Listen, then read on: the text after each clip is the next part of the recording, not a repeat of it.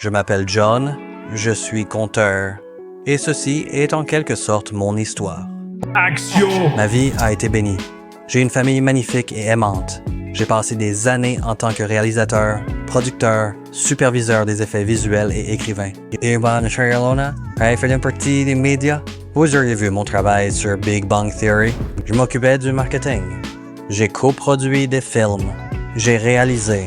Ma vie était géniale. Oui, c'est assez cool, n'est-ce pas? Et puis est arrivé 2020. J'ai commencé à me préparer pour le COVID en janvier 2020. Donc, quand ça a frappé, mon entreprise était prête à continuer de fabriquer des produits pour les réseaux. Mais je ne me suis pas arrêté là. J'ai fait des annonces de services publics. J'ai réalisé certaines des premières vidéos vous demandant de rester à la maison. J'ai fait des annonces de services publics vous disant de porter des masques. J'ai même promu les vaccins. J'étais autrefois rédacteur à CNN. Quand les soignants étaient censurés, je devais enquêter. J'ai interrogé des médecins, des infirmières, des personnes blessées par des vaccins, des survivants de fautes professionnelles et j'ai interagi avec la FDA. Et mon travail a été censuré à plusieurs reprises. Ce que j'ai trouvé, c'est une alliance impie de groupes publics, privés et politiques s'étant fait même déterminé à nous transformer tous en cobayes. Notre voyage commence avec une classe de médicaments qui, depuis des centaines d'années, a décidé du destin des nations. Et cela pourrait bien se reproduire. Les Américains finissent toujours par faire la bonne chose, mais seulement après avoir tout essayé d'autre. Maintenant, voilà un optimiste. Et là, on essaye tout le reste.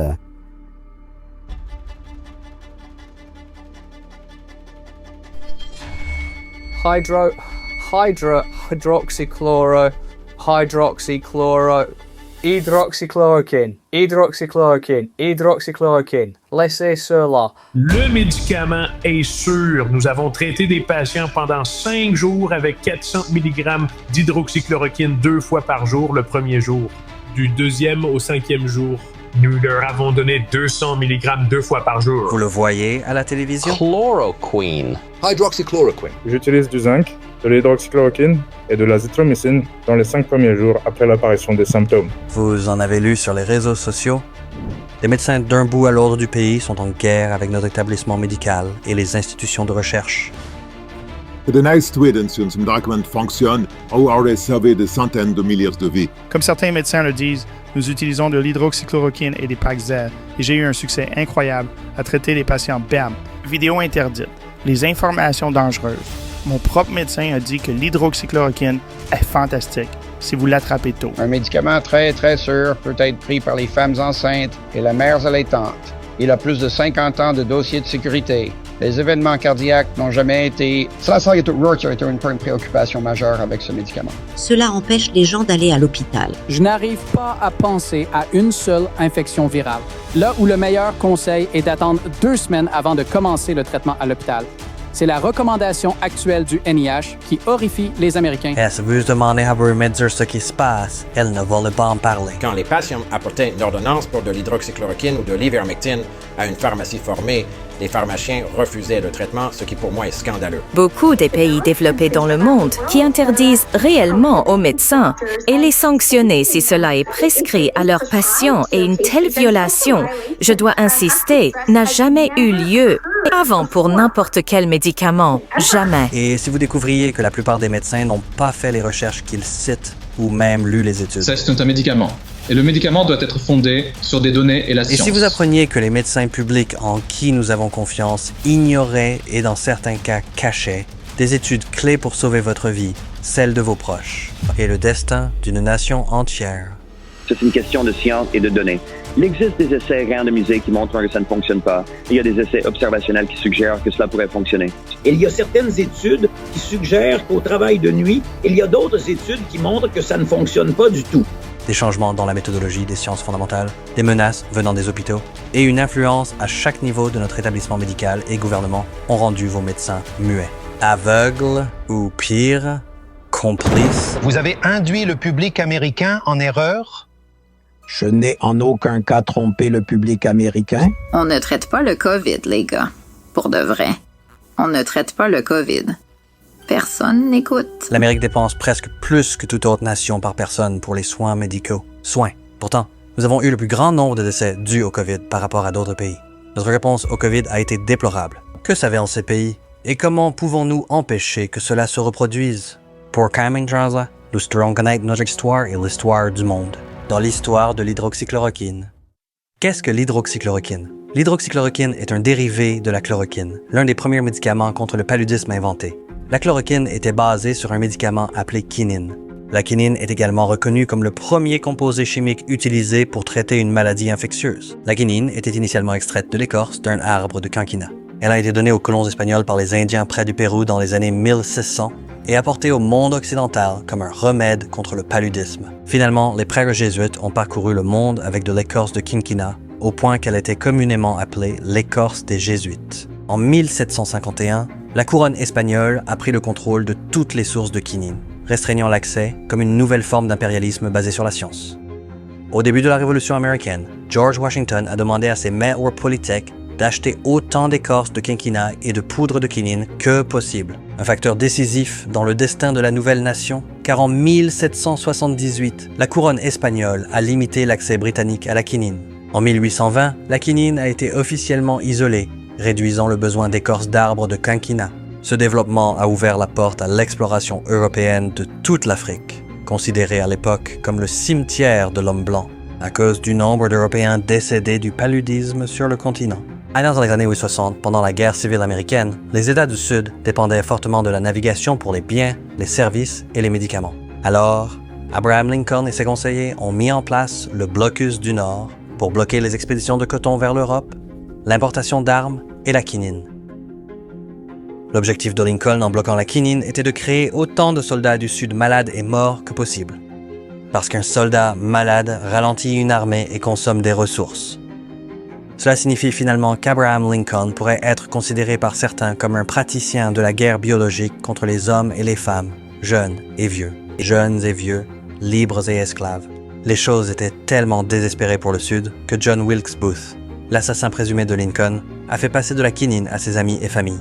Dans leur désespoir, les médecins du Sud ont cherché des plantes et des arbres locaux du Sud pour remplacer la quinine. En Prismianchona, les Cursi d'une cornouilla.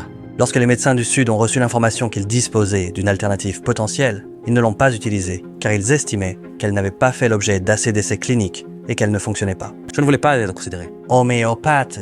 Où avons-nous entendu cela auparavant? Mais l'information à laquelle vous faites spécifiquement référence est anecdotique. Elle n'a pas été réalisée de manière contrôlée. Donc, on ne peut vraiment pas faire de déclaration définitive à ce sujet. Le rôle de la quinine dans la guerre ne s'arrête pas là. Dans les années 1860, le paludisme était un problème majeur pour les soldats anglais en Inde. Ainsi, les soldats ont commencé à combiner le goût amer de la quinine avec de l'eau et une boisson alcoolisée pour obtenir leur dose quotidienne du médicament salvateur. Le gin tonic stat. La boisson médicinale était si importante pour la couronne que Winston Churchill a déclaré « Le gin tonic a sauvé plus de vies et d'esprits anglais que tous les médecins de l'Empire. » Avec l'Afrique ouverte à l'exploration, les pays européens ont rivalisé pour des colonies et du pouvoir en Afrique, créant des rivalités qui ont influencé la Première Guerre mondiale. Dans les années 1930, les principaux lieux de culture de la quinquina ont été transférés de l'Amérique du Sud vers l'Inde et l'Indonésie, des terres qui seraient bientôt coupées des Alliés. Pendant la Seconde Guerre mondiale, les États-Unis étaient désespérés pour une source de quinine dans le Cinchona et sont retournés en Amérique du Sud lors d'une série de missions Cinchona pour construire une chaîne d'approvisionnement et protéger les troupes alliées. En même temps, les scientifiques nazis ont armé des moustiques avec le paludisme. Les nazis ont ensuite mené des expériences sur des prisonniers avec ces moustiques. Au camp de concentration de Dachau, beaucoup de ces prisonniers étaient des prêtres jésuites. Alors que la Seconde Guerre mondiale touchait à sa fin, lorsque les troupes des États-Unis et du Royaume-Uni avançaient sur Rome, les troupes allemandes découpèrent les moustiquaires de toutes les maisons de la région, confisquèrent la quinine des résidents et auraient libéré leurs moustiques chargés de malaria armée. Les troupes alliées avançant étaient prêtes et protégées par la quinine, la cinchona et la chloroquine. Mais la population locale italienne n'a pas eu cette chance. Cette année-là, il y a eu une énorme augmentation des victimes civiles dues au paludisme.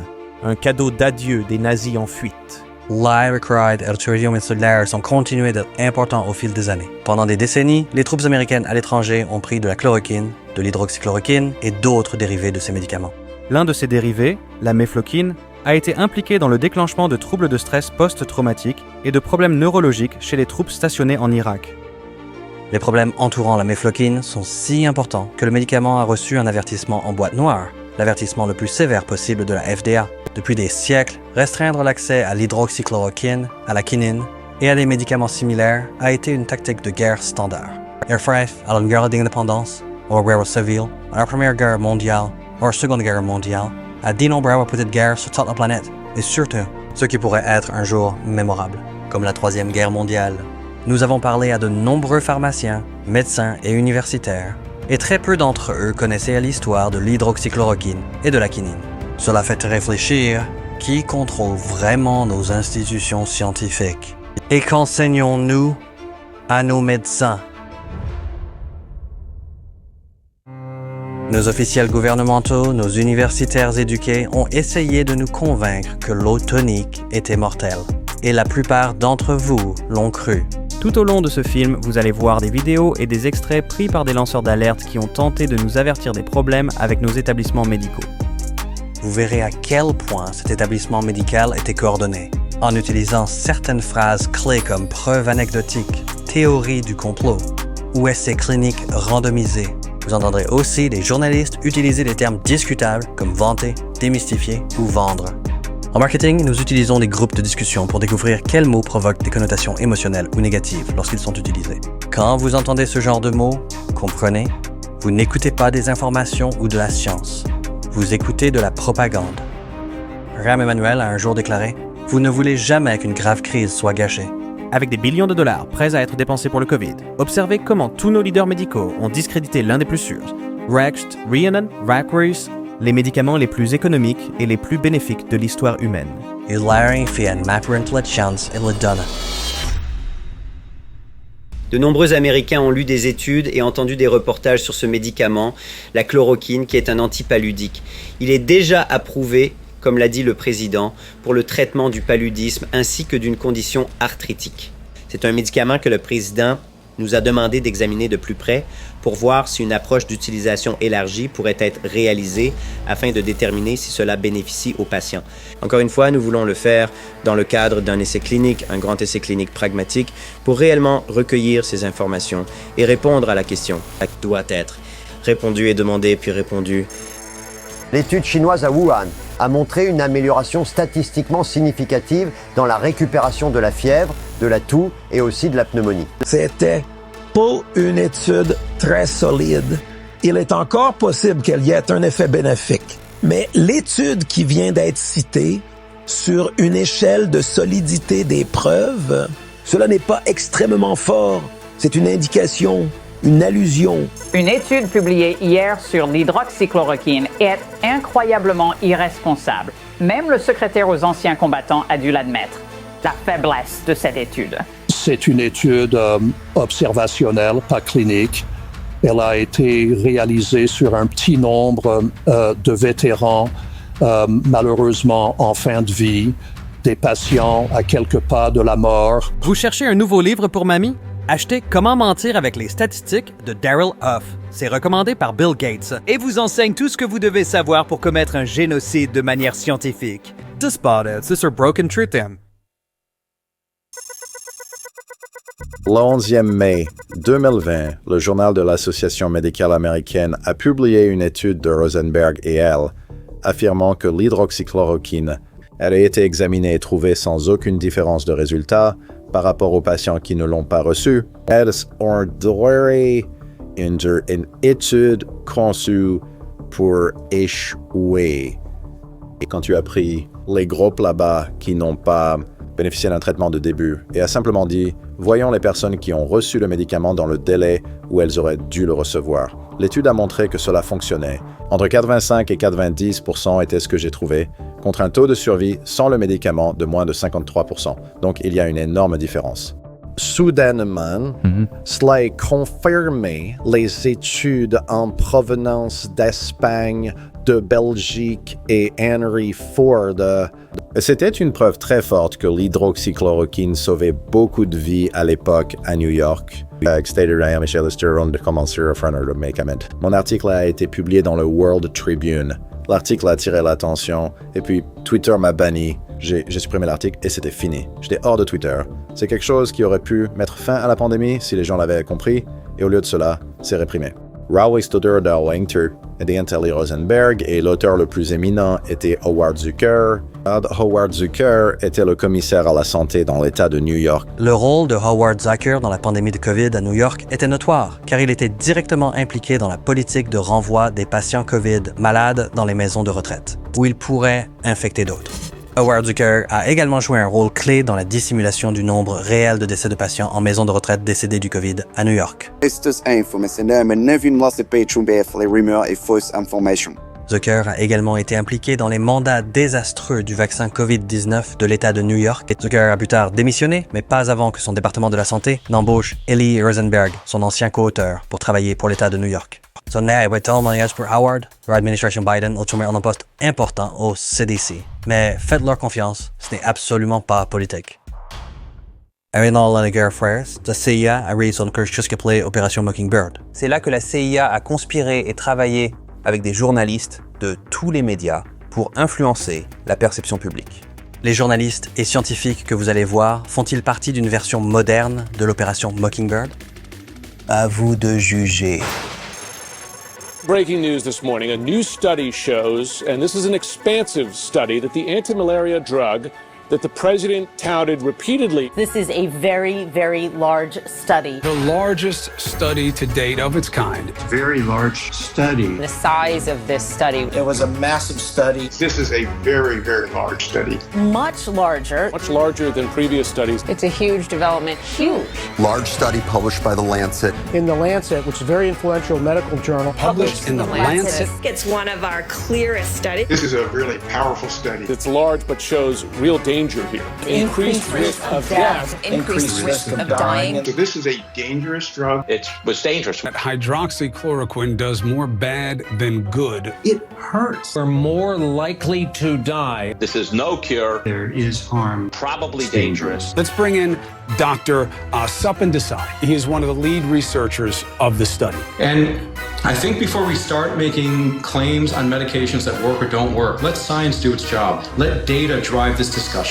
This study involves 671 hospitals. 671 hospitals. 600 hospitals over 6 continents. Nearly 700 hospitals. Tens of thousands of people. 96,000 seriously ill COVID-19 patients. 96,000 patients. Almost 100,000 patients. It is high-quality evidence. The off-label use of these medications in hospitalized patients with COVID should immediately stop. Is there any data that suggests that taking it before you're sick will keep you from getting sick? Not yet. Seems to debunk a lot of the miracle cure claim that's been peddled by President Trump. The president has been reckless in his promotion of this drug. The president has promoted the drug. Touted by and taken by President Trump. Nancy Pelosi was bringing up that if you have a pre-existing condition, and she was saying that the president fell into that range with his heart and his weight. This is in line with this Trump doctrine. But the president does not know what he's talking about when it comes to science. He is definitely not a doctor. He should probably acknowledge that he was wrong. Why not take it? Because you might die. How many people listened to him and how many people took it?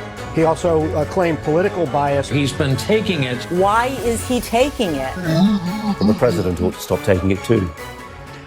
Well, he stopped taking it yesterday. A risk to prescribe this to the sitting president? Absolutely. Chloroquine and hydroxychloroquine both are associated with a higher risk of dangerous heart arrhythmias and an increased chance of death. Science and facts be damned. Breaking news that we are following today, the World Health Organization has temporarily halted studying the Trump-touted drug hydroxychloroquine as a potential treatment for coronavirus, citing safety concerns.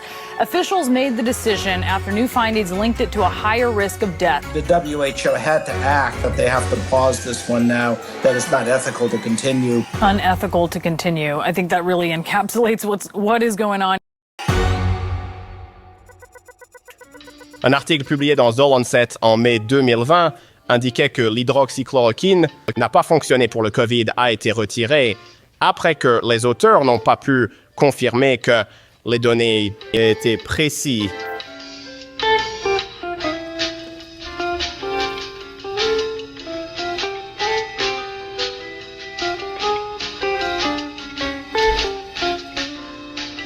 Un article influent qui a trouvé que le médicament hydroxychloroquine augmentait le risque de décès chez les patients COVID-19 a été rétracté jeudi. Tout était faux. Et ses implications ont conduit à l'arrêt de plusieurs autres études sur la COVID-19. Cette étude a bien sûr provoqué la suspension des essais cliniques de HCQ dans le monde entier. A déclaré que l'OMS a suspendu les essais à cause de cette étude publiée dans The Lancet. Utilisés seuls ou avec une macro-lumière, ils ont estimé un taux de mortalité plus élevé. The Lancet et New Control Medicine étaient de la partie. Tout comme le Dr Fauci, ils ont fait grimper l'utilisation de l'hydroxychloroquine. Le Dr Fauci lui-même a pratiquement déclaré le médicament sans espoir. Et pourtant, un silence assourdissant de la part du Dr Fauci aujourd'hui. Ceci est une malversation académique, publiée par des individus intéressés à faire le mal au monde, en ce qui concerne un traitement bénéfique de l'hydroxychloroquine. Cet article pour effrayer les gens à propos de l'hydroxychloroquine. Depuis, des dizaines de tactiques d'intimidation se sont accumulées dans le milieu académique. Ce n'est pas le gouvernement.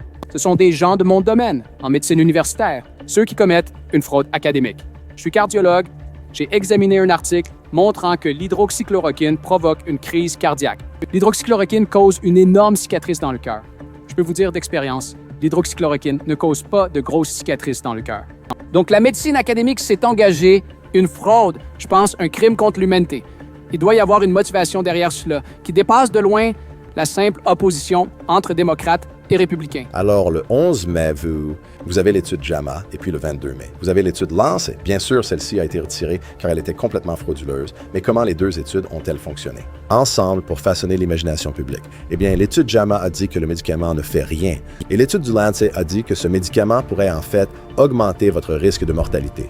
Je pense donc que ces deux études ont vraiment fonctionné ensemble. Et je pense que leur timing, je doute que ce soit un hasard. Mais c'est une fraude médicale à des fins politiques. Où sont les mea culpa du Dr Fauci, de tous ces journalistes médicaux, de tous ces types de médias qu'il a proclamés avec joie? Ce médicament est mort. Malgré la rétractation, l'étude falsifiée de Surgisphere a été citée à plusieurs reprises comme preuve dans d'autres études. Mandeep Mira et Frank Rushitska continuent de parler publiquement dans des études justes. Amit Patel et Sapan Desai ont presque disparu. Mais Sapan Desai a été retrouvé dans le Massachusetts. Bien qu'il ne pratique pas actuellement la médecine, il est témoin expert alloué. C'est cette étude qui m'a fait remettre tout en question. J'ai donc retrouvé un ancien employé de Sapan Desai et sous condition d'anonymat, voici ce que cet employé avait à dire, comme dicté par cette voix d'IA fictive. C'est fou parce qu'il et sa femme travaillaient tous les deux dans des hôpitaux. Des gens indiens, toujours au top de tout.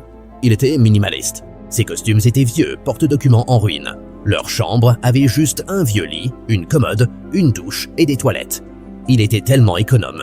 Vivait simplement à part ses voitures de sport. Il semblait plus concentré sur la réalisation de ses opérations, la consultation de ses patients et le développement du programme de démarrage, plus impliqué dans le clinique que dans les bénéfices financiers. Quand je lui avais parlé la dernière fois, il m'a dit qu'il recevait des menaces de mort et que les gens savaient où il habitait. Donc ils se sont présentés chez lui. D'après ce que je sais, il avait installé son propre serveur chez lui. Je l'ai vu pour qu'il puisse exécuter son propre logiciel. Il était vraiment intelligent. Il a construit tout le site web et la plateforme d'analyse de santé lui-même. Et sa femme y a travaillé pendant longtemps. J'ai eu un appel téléphonique avec lui à peu près au moment où tout cela s'est passé. Il agissait comme s'il ne savait pas ce qui se passait. Et c'était la dernière fois que je l'ai entendu. Le tort causé par cette fraude est incommensurable, mais s'il y a une chose à retenir de ce que vous venez d'entendre, quelque part, il existe un serveur de courriel qui pourrait nous révéler avec qui Sapan Desai était en contact, qui aurait pu l'encourager à falsifier ses données et à promouvoir le remdesivir. Nous avons identifié plusieurs médicaments antiviraux qui semblent avoir un impact positif. Alors, il y avait un article publié hier parlant de remdesivir raccourcissant la durée de séjour à l'hôpital.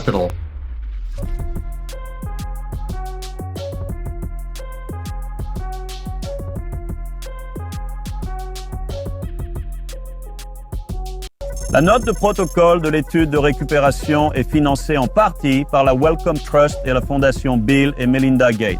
Nous ne savons vraiment pas si nous donnons les meilleurs soins et nous devons obtenir des preuves pour avancer avec confiance. Pourquoi ne l'utiliserions-nous pas pour quelque chose qui tue des gens? Que vous utiliserez contre le coronavirus sont bien plus importants que les doses que vous utilisez pour le paludisme ou que vous utilisez pour les maladies auto-immunes telles que le lupus. Eh bien, les doses utilisées dans les deux Solidarité, les personnes qui sont mises à l'épreuve, et les essais Recovery UK, 2 études indépendantes. Ils utilisaient tous les deux des doses environ 4 fois supérieures à la dose maximale pour toute condition médicale. Il n'y a aucune condition médicale à laquelle ces doses correspondent serait prescrite.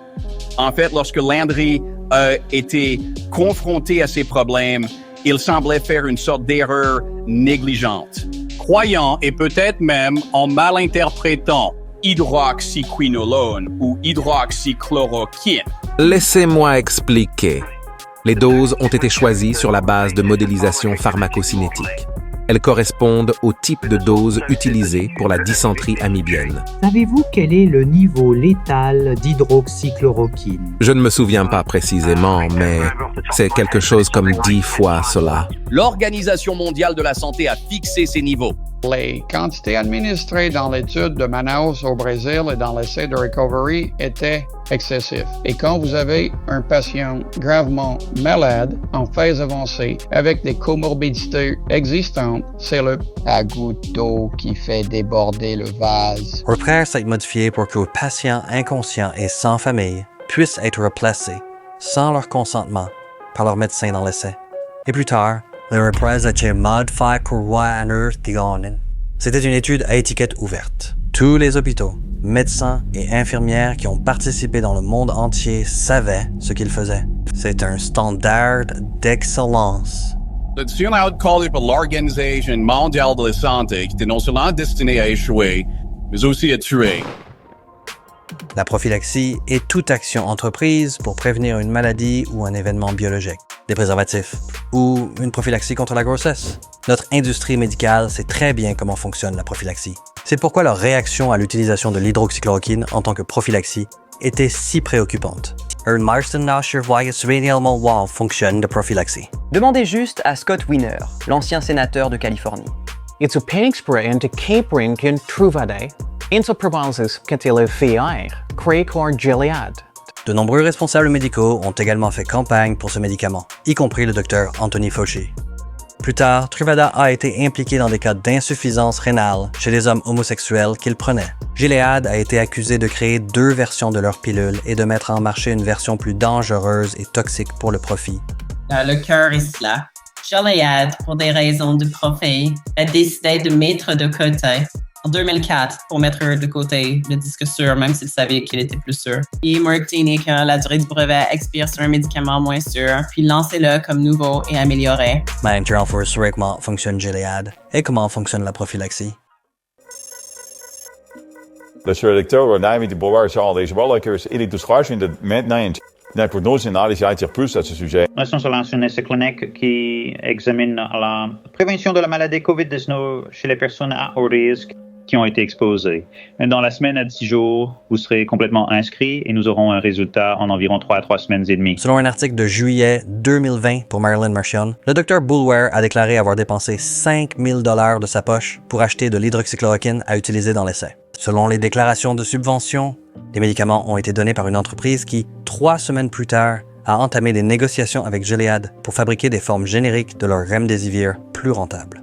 Lorsqu'on lui a demandé au sujet des dons, Dr Boulware a évité d'avouer qu'il avait été remboursé pour ses achats. Mais plus curieusement, le Dr Boulware ignorait qu'il existait une version de marque de l'hydroxychloroquine appelée Plaquenil.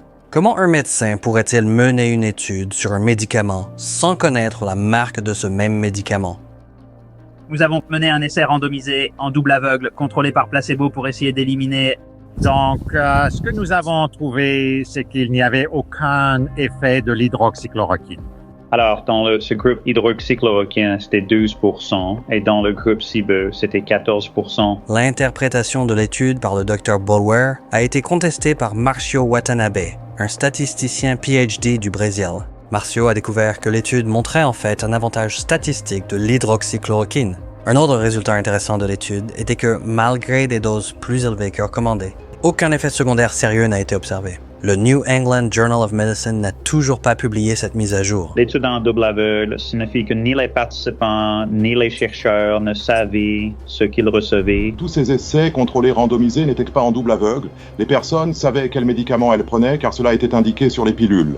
par rapport aux études de Bulwer et Skipper et tous les autres que le groupe du Minnesota a publiés, leurs résultats importants, l'hospitalisation et la mortalité sont extrêmement faibles, les nombres. Et donc, la randomisation était sans valeur dans ces essais. Ils n'ont rien ajusté dans ces essais pour gérer le fait qu'ils avaient une faible randomisation. Et donc, tout cela est une imposture. Ces études sont toutes des impostures. Elles ont l'apparence, la revendication de plausibilité et tous leurs essais randomisés. Mais ce qu'elles sont, c'est des preuves factices. Le jour après avoir annoncé son étude sur l'hydroxychloroquine, le Dr. Boulware a signé un accord avec Revive Therapeutics, une entreprise pharmaceutique qui développe le busilamine, un médicament différent pour traiter la COVID-19. En octobre 2019, le Dr. Boulware a prononcé un discours où il a révélé une subvention de recherche de Gilead, fabricant du Remdesivir. Une fois les dégâts causés et le médicament discrédité, le 6 juillet 2020, le Dr. Boulware a soumis un nouveau formulaire de déclaration à l'American College of Physicians. Comme il dit, le Dr. Boulware n'a aucune relation pertinente avec des entreprises fabriquant des traitements prophylactiques post-exposition au coronavirus, à moins que vous écoutiez l'ancien commissaire de la FDA, Scott Godley. Le Remdesivir qui bloque la réplication virus sur un fraîche virus doit être administré rapidement avant que le virus ne se propage trop. Cela ressemble-t-il à une prophylaxie? Dr. Boulware a ajouté de nouveaux responsables de subventions, reconnu de nouvelles relations, y compris $17,79 de nourriture et de boissons financées par Gilead. Tout en admirant son souci du détail, il a négligé de révéler le don de $3 260 000 de la fondation Bill et Melinda Gates à l'Université du Minnesota pour la recherche sur le COVID-19, 2 semaines après le début de son étude. En octobre 2023, les 4 universités impliquées dans l'étude Boulware ont reçu plus de 360 millions de dollars de dons de la fondation Gates. En octobre 2023, une nouvelle étude sur de vrais patients traités par hydroxychloroquine a montré que le médicament était très bénéfique pour réduire la mortalité chez les patients atteints de COVID. Même avec ces preuves, Dr. Boulware a refusé de reconnaître les avantages de l'hydroxychloroquine, indiquant habilement que l'hydroxychloroquine n'a montré aucun avantage dans des essais cliniques randomisés. Si l'hydroxychloroquine était efficace pour prévenir les hospitalisations et la mort. La fontaine basée sur la peur de centaines de milliards de dollars pour TED. Le séquençage génétique, les vaccins, le plasma, les médicaments et la recherche pour le COVID reposent tous sur une autorisation d'utilisation d'urgence. Se terminerait. Juste après avoir donné des millions de dollars à l'Université du Minnesota en avril, en 2020, Bill Gates a clairement exprimé ses souhaits à tous les scientifiques et institutions qu'il finance. Bill Gates, qui décrit le rôle de sa fondation dans le financement des efforts de vaccination dans un article de blog. Chaque mois supplémentaire nécessaire pour obtenir le vaccin est un mois de plus où l'économie ne peut pas revenir à la normale. Il y a beaucoup de discussions entre les gouvernements, l'Organisation mondiale de la santé, le secteur privé et notre fondation sur la manière d'organiser ces efforts. Malheureusement pour l'Université du Minnesota, le comportement frauduleux et scandaleux est monnaie courante. Cela a été fait intentionnellement, je crois, et d'autres le croient aussi pour faire de la place pour les vaccins et les traitements coûteux à l'hôpital, comme on a ou pour pas arrêter une pandémie d'un virus ARN à mutation rapide par la vaccination ou par un traitement hospitalier. Du soirée fearling ambulatoire, il se passe si on vient vous voir.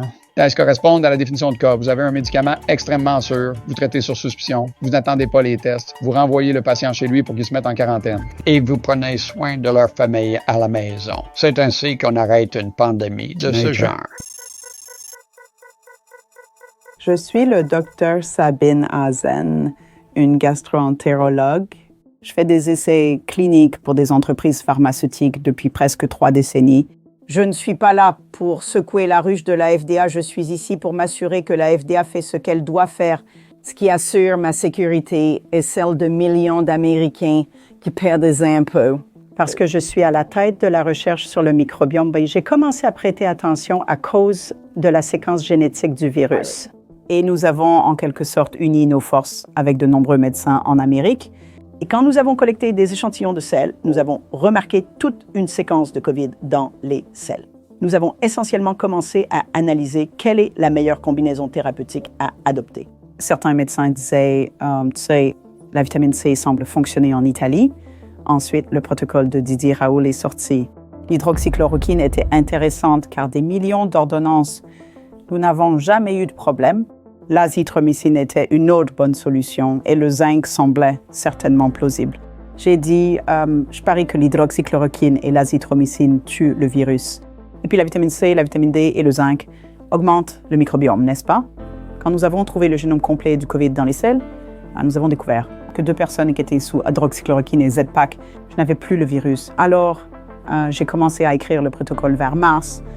Et la FDA a dit qu'il n'était pas nécessaire de faire un essai clinique, de procéder. Et c'était comme le 3 avril. Quelques jours plus tard, ils ont dit « Je suis désolé, Dr. Hazen, vous devez faire un essai clinique complet. Mon protocole a été vu par de nombreux médecins sur ClinicalTrials.gov. » Le 13 avril, je reçois une lettre de la Fondation Gates. Nous aidons l'Organisation mondiale de la santé à suivre et surveiller les essais cliniques, évaluant la prévention avant exposition des travailleurs de la santé. Nous étions particulièrement intéressés par les études utilisant soit la chloroquine, soit l'hydroxychloroquine. D'accord, n'était-ce pas intéressant? L'Organisation mondiale de la santé coordonnait avec un établissement privé aux États-Unis, et pas seulement votre essai clinique, mais tous. D'accord. Alors, je me dis, oh, M. Gates veut investir dans mes essais cliniques, n'est-ce pas? Alors, j'ai écrit une longue lettre disant, vous savez, ma famille est dans le business des essais cliniques depuis des années. Et puis, je n'ai pas eu de réponse. Le 19 avril 2020, il y avait un tweet sur Twitter, Nick DeVito. 5 thérapies à la fois sur 600 patients dans un essai à bras unique. Que faisons nous-mêmes? Comment cela a-t-il été approuvé? Et qui est-il? Intégrité de la recherche clinique, Université d'Oxford. L'Université d'Oxford qui a commencé l'essai clinique ce lundi. En même temps, retweet par Vinay Prasad, étude non contrôlée de 5 médicaments à la fois pour le COVID. Scientifiquement en faillite, éthiquement en faillite. Le COVID nous pousse vers de nouveaux bas en matière de recherche. Pour commencer, il n'y a pas 5 traitements. C'est le zinc, la vitamine C et la vitamine D, et il n'y a que 2 médicaments. Donc, je vois ça et je me dis, tu penses vraiment à faire un essai contrôlé par placebo en pleine pandémie où les gens meurent? La Fondation Gates a donné plus de 329 millions de dollars à l'employeur de Nick DeVito, l'Université d'Oxford, et plus de 301 millions de dollars à l'employeur de Vinay Prasad, l'Université de Californie, San Francisco. Lundi, une lettre a été envoyée de Stat News à toutes les agences de régulation, y compris la FDA, qui disait « Votre avis sur le placebo en période de pandémie ». Un nouvel essai clinique sur la COVID-19 attire un peu l'attention sur BioTwitter. Mis à part la controverse autour de l'hydroxychloroquine et le potentiel destructeur pour les intestins d'une cure de 24 semaines d'antibiotiques, nous avions une question pour vous. Les groupes placebo ont-ils même leur place dans une pandémie qui évolue rapidement? Donc, cela a été envoyé. Ce jour-là, mon protocole a été mis en pause. Donc, ils ont dit « Désolé, Dr. Hazen, vous devez faire un essai contrôlé par placebo. » Des rapports indiquent que cet email de Stat News a été envoyé à la FDA et à d'autres responsables de la régulation, un public sélectionné qui aurait le pouvoir de stopper ou de retarder l'étude du Dr. Hazen. J'ai appelé la FDA et j'ai dit « OK, le placebo sera des vitamines. » La New England IRB attend 2 semaines et dit « Je suis désolé, Dr. Hazen, nous ne pouvons pas prendre votre protocole. » En fin de compte, j'ai changé de comité d'éthique. Cela nous a pris 1 mois supplémentaire pour commencer. Et si vous vous souvenez, on parlait beaucoup de l'hydroxychloroquine dans les médias. Quand nous étions prêts à recruter, il était trop tard. Les médias avaient détruit l'hydroxychloroquine. Les personnes qui mouraient avaient peur de le prendre, de peur d'une crise cardiaque. Et voilà, moi, avec un protocole, c'était très difficile de recruter. Participer à des essais cliniques n'a jamais été une question d'argent pour moi. Il était plus important pour moi de voir les données en premier, car je voulais m'assurer de ce qui se passe actuellement, n'est-ce pas? C'est une question d'argent? Parce que si c'est une question d'argent, alors c'est répugnant qu'on ait tué une personne pour le prix d'une action. L'interférence dans la recherche s'est produite. La Fondation Gates aurait investi 100 millions de dollars dans les thérapeutiques contre le COVID. Mais l'organisation a consacré bien plus à la recherche sur les vaccins, avec plus de 6 milliards de dollars allant juste à Gavi, l'Alliance du vaccin, en raison des exigences légales pour les autorisations d'utilisation d'urgence. Les investissements de Gates dans les vaccins auraient été menacés par tout médicament prouvé efficace contre le COVID. Heureusement pour la Fondation, le procès du Dr. Hazen a été retardé jusqu'après que l'étude frauduleuse de Surgisphère ait détruit la confiance du public dans l'hydroxychloroquine. Nous avons commencé à soumettre des demandes de liberté d'information pour découvrir quel impact avait la Fondation Gates sur tous les autres chercheurs de l'essai d'hydroxychloroquine. Bill Gates a dit « Le vaccin est le meilleur investissement que j'ai jamais fait. Je pense qu'on doit rejeter la faute sur celui qui contrôle la FDA. » Marty, Cardiac dernières années sont affecté votre perception de la médecine. Cela m'a vraiment ouvert les yeux au point que je me dis, ai-je gaspillé 30 ans de ma vie à faire des essais cliniques pour des entreprises pharmaceutiques? Les conflits d'intérêts financiers en médecine. En 2019, le Dr Jason Fung a donné une présentation aux étudiants en médecine sur les conflits d'intérêts dans la médecine. Ses paroles étaient très prophétiques. Les universités sont les endroits les plus corrompus du monde. Les gens sont ceux qui sont dans le journal. Ce sont eux qui enseignent aux étudiants en médecine. Ce sont eux qui enseignent les diététiciens, les pharmaciens, tout le monde. Ces personnes très corrompues.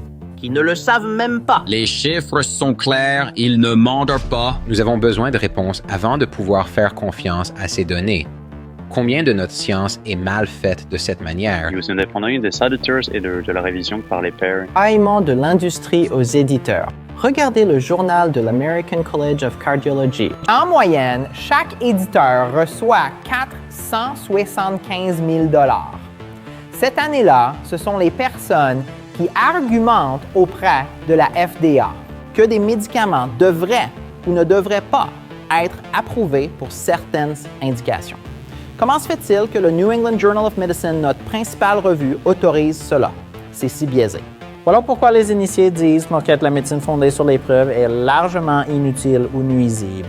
En publication, vous avez des résultats manipulés ou des publicités déguisées, des gens, ceux qui travaillent pour l'entreprise, qui écrivent un éditorial pour le New England Journal of Medicine. Les rédacteurs du journal sont compromis. Il y a un biais de publication et ensuite des conflits d'intérêts financiers partout.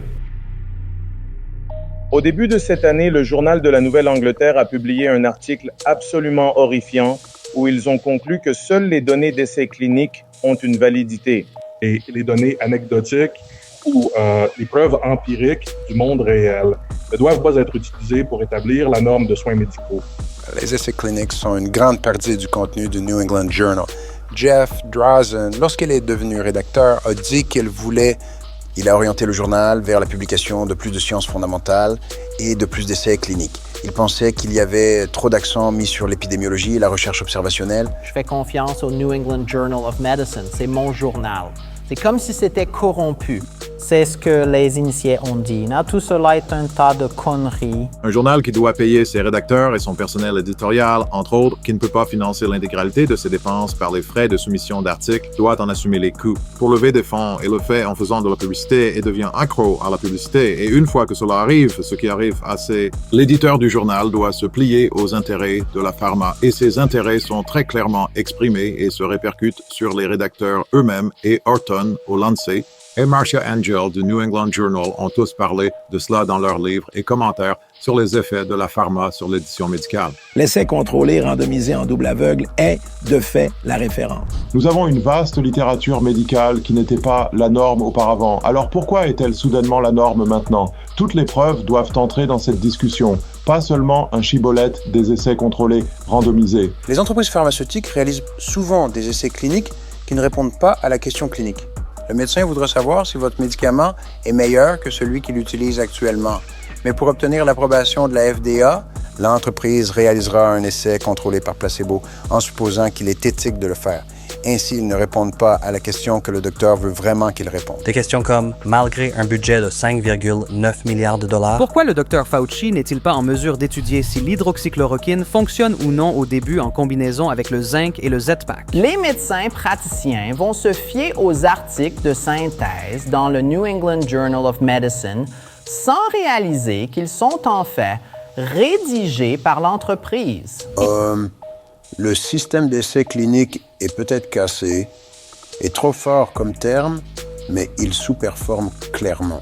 Tous les articles négatifs qui ont paru montrant que l'hydroxychloroquine ne fonctionne pas démontrent une profonde ignorance dans la pathologie de la COVID-19 en tant que maladie. Se fier à ce qu'on appelle un essai contrôlé, randomisé, théorique est une diversion, car ce n'est pas ainsi que fonctionne la FDA, que travaillent les scientifiques ou que quiconque fonctionne dans le monde réel. L'hydroxychloroquine, comme nous l'avons dit auparavant, est très bon marché. Les grands groupes pharmaceutiques ne gagnent pas leur argent avec les génériques bon marché, mais ils donnent beaucoup d'argent au NIH, au CDC et à l'OMS.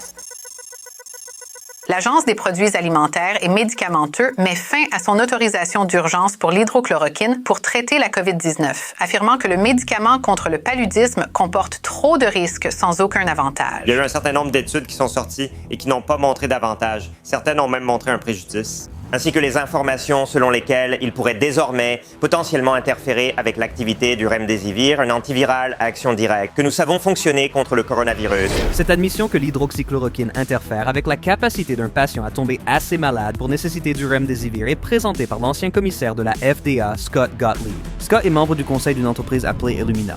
Illumina est à l'avant-garde de la technologie de séquençage de gènes pour des entreprises comme 23andMe. Le 10 juin 2020, moins d'une semaine avant que la FDA retire l'autorisation d'utilisation d'urgence pour l'hydroxychloroquine, elle a approuvé la demande d'Illumina pour le COVID-19, un test de séquençage de gènes pour COVID-19. Il ne teste pas seulement pour le COVID, il obtient également votre code génétique complet. Selon le commissaire de la FDA, Stephen Hahn, les informations de séquençage génétique nous aideront à surveiller si et comment le virus mute, ce qui sera crucial pour nos efforts pour continuer à apprendre et combattre ce virus. Le 17 juin 2020, Illumina a acquis une entreprise nommée Bluebee.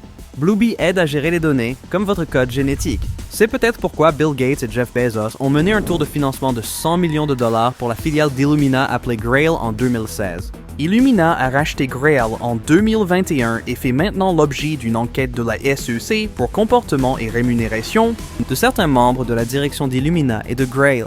Devrions-nous confier notre plan génétique à ces gens? Selon Forbes, l'industrie biopharmaceutique fournit 75% du budget de révision des médicaments de la FDA. Et maintenant, l'histoire d'un chien nommé Drew et de son maître Pavlov. Chaque jour, Pavlov nourrissait Drew. La bouche de Drew salivait à chaque fois qu'il était nourri. Un jour, Pavlov a sonné une cloche juste avant l'heure du repas. Pavlov sonnait la cloche chaque jour juste avant de nourrir. Un jour, la cloche a sonné et Drew a commencé à saliver. Mais il n'y avait pas de nourriture.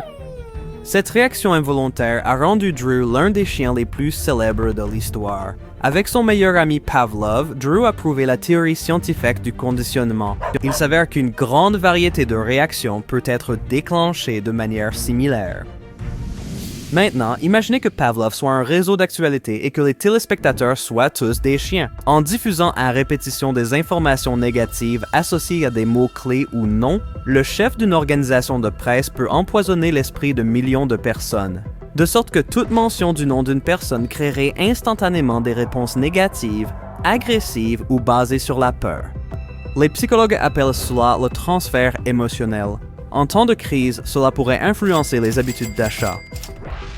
Vous souvenez-vous de la grande ruée vers le papier toilette de 2020? Il n'y avait pas de réelle pénurie de papier toilette, mais l'accent mis sur les pénuries de papier toilette par les médias de masse a entraîné des accumulations, ce qui a créé une pénurie dans le monde réel. D'un côté plus intéressant, partout aux États-Unis, il y a eu une augmentation spectaculaire de l'installation et de l'utilisation des bidets, une alternative européenne au papier toilette. La transition massive vers les bidets en raison de la pénurie perçue de papier toilette est appelée modification du comportement. La modification du comportement a été la base d'une série d'expériences sur l'homme financées par la CIA pendant des décennies aux États-Unis et au Canada. Connu sous le nom de MKUltra, MKUltra a utilisé des drogues comme le LSD et des amphétamines sur des sujets parfois non consentants. Associé à l'isolement, à la peur et au bombardement de messages répétitifs, MKUltra a repoussé les limites de l'expérimentation humaine et du contrôle de l'esprit. Pensez-y, la FDA et nos institutions médicales ont distribué d'énormes quantités d'amphétamines et d'opiacés au peuple américain au cours des 40 dernières années, alors qu'un nombre de plus en plus réduit d'élites politisées dicte quel programme nous regardons et quelles nouvelles, ce que nous voyons et quels messages nous sommes autorisés à entendre. Beaucoup de ces personnes privilégient le profit et la poétique plutôt que les droits civils et la Constitution. On peut se demander, le MKUltra s'est-il jamais terminé? Ou a-t-il conquis le monde? Avec ce genre de pouvoir, on pourrait conditionner le monde à croire qu'un médicament sûr était mortel ou qu'un traitement mortel était sûr et efficace, tout en transférant la haine déclenchée envers une figure politique. Et tout a commencé avec un chien nommé Drew.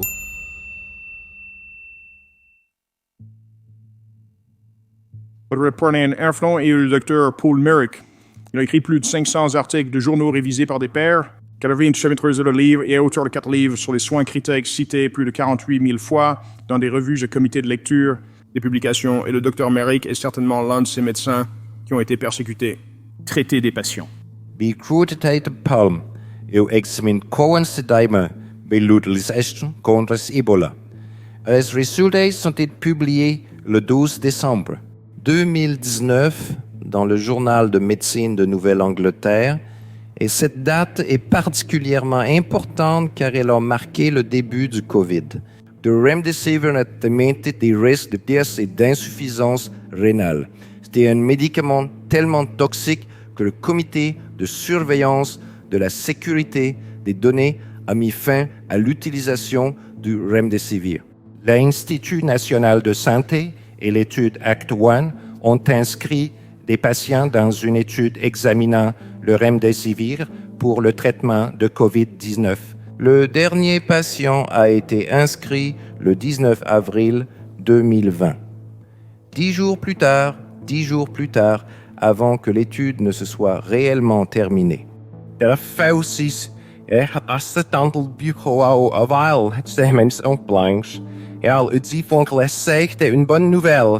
Ce que le Dr Fauci ne vous a pas dit, c'est que le critère principal de l'étude a été modifié à mi-parcours de l'étude. Ils savent tous que c'est une faute scientifique, parce que l'étude n'allait pas être positive. Ils ont changé le critère principal. Ils ont inventé un faux critère appelé temps de rétablissement, qu'ils ont montré dans cette étude était statistiquement significatif. Et basé sur ce faux critère, le remdesivir a été approuvé par la FDA le 20 octobre 2020. Les données indiquent que le remdesivir a un effet positif net et significatif pour réduire le temps de guérison. C'était 11 jours contre 15 jours. Ce sera le traitement de référence. Le standard de pratique est défini par plusieurs médecins qui ont de nombreux conflits d'intérêts. Les personnes qui dirigent ces comités de directive sont corrompues. Mais le problème, c'est que des gens meurent. Donc, nous aurions normalement attendu plusieurs jours jusqu'à ce que les données soient plus approfondies, mettre les points sur les i et traverser l'été. Mais les données ne vont pas changer. Certains nombres peuvent varier un peu, mais la conclusion ne changera pas. Si Pharma réalise une étude qui montre que son médicament n'est pas bon, elle a l'option de ne pas la publier. Mais cette étude a été menée en Chine. Elle a été arrêtée prématurément.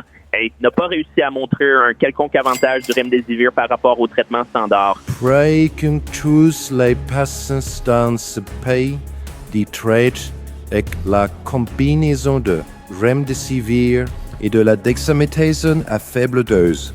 Mais juste pour rendre la situation encore plus absurde, le gouvernement fédéral accordera un bonus de 20% sur la facture totale de l'hôpital s'ils prescrivent du remdesivir aux patients de Medicare. Le gouvernement fédéral wants des hôpitaux et prescrit un médicament qui est toxique.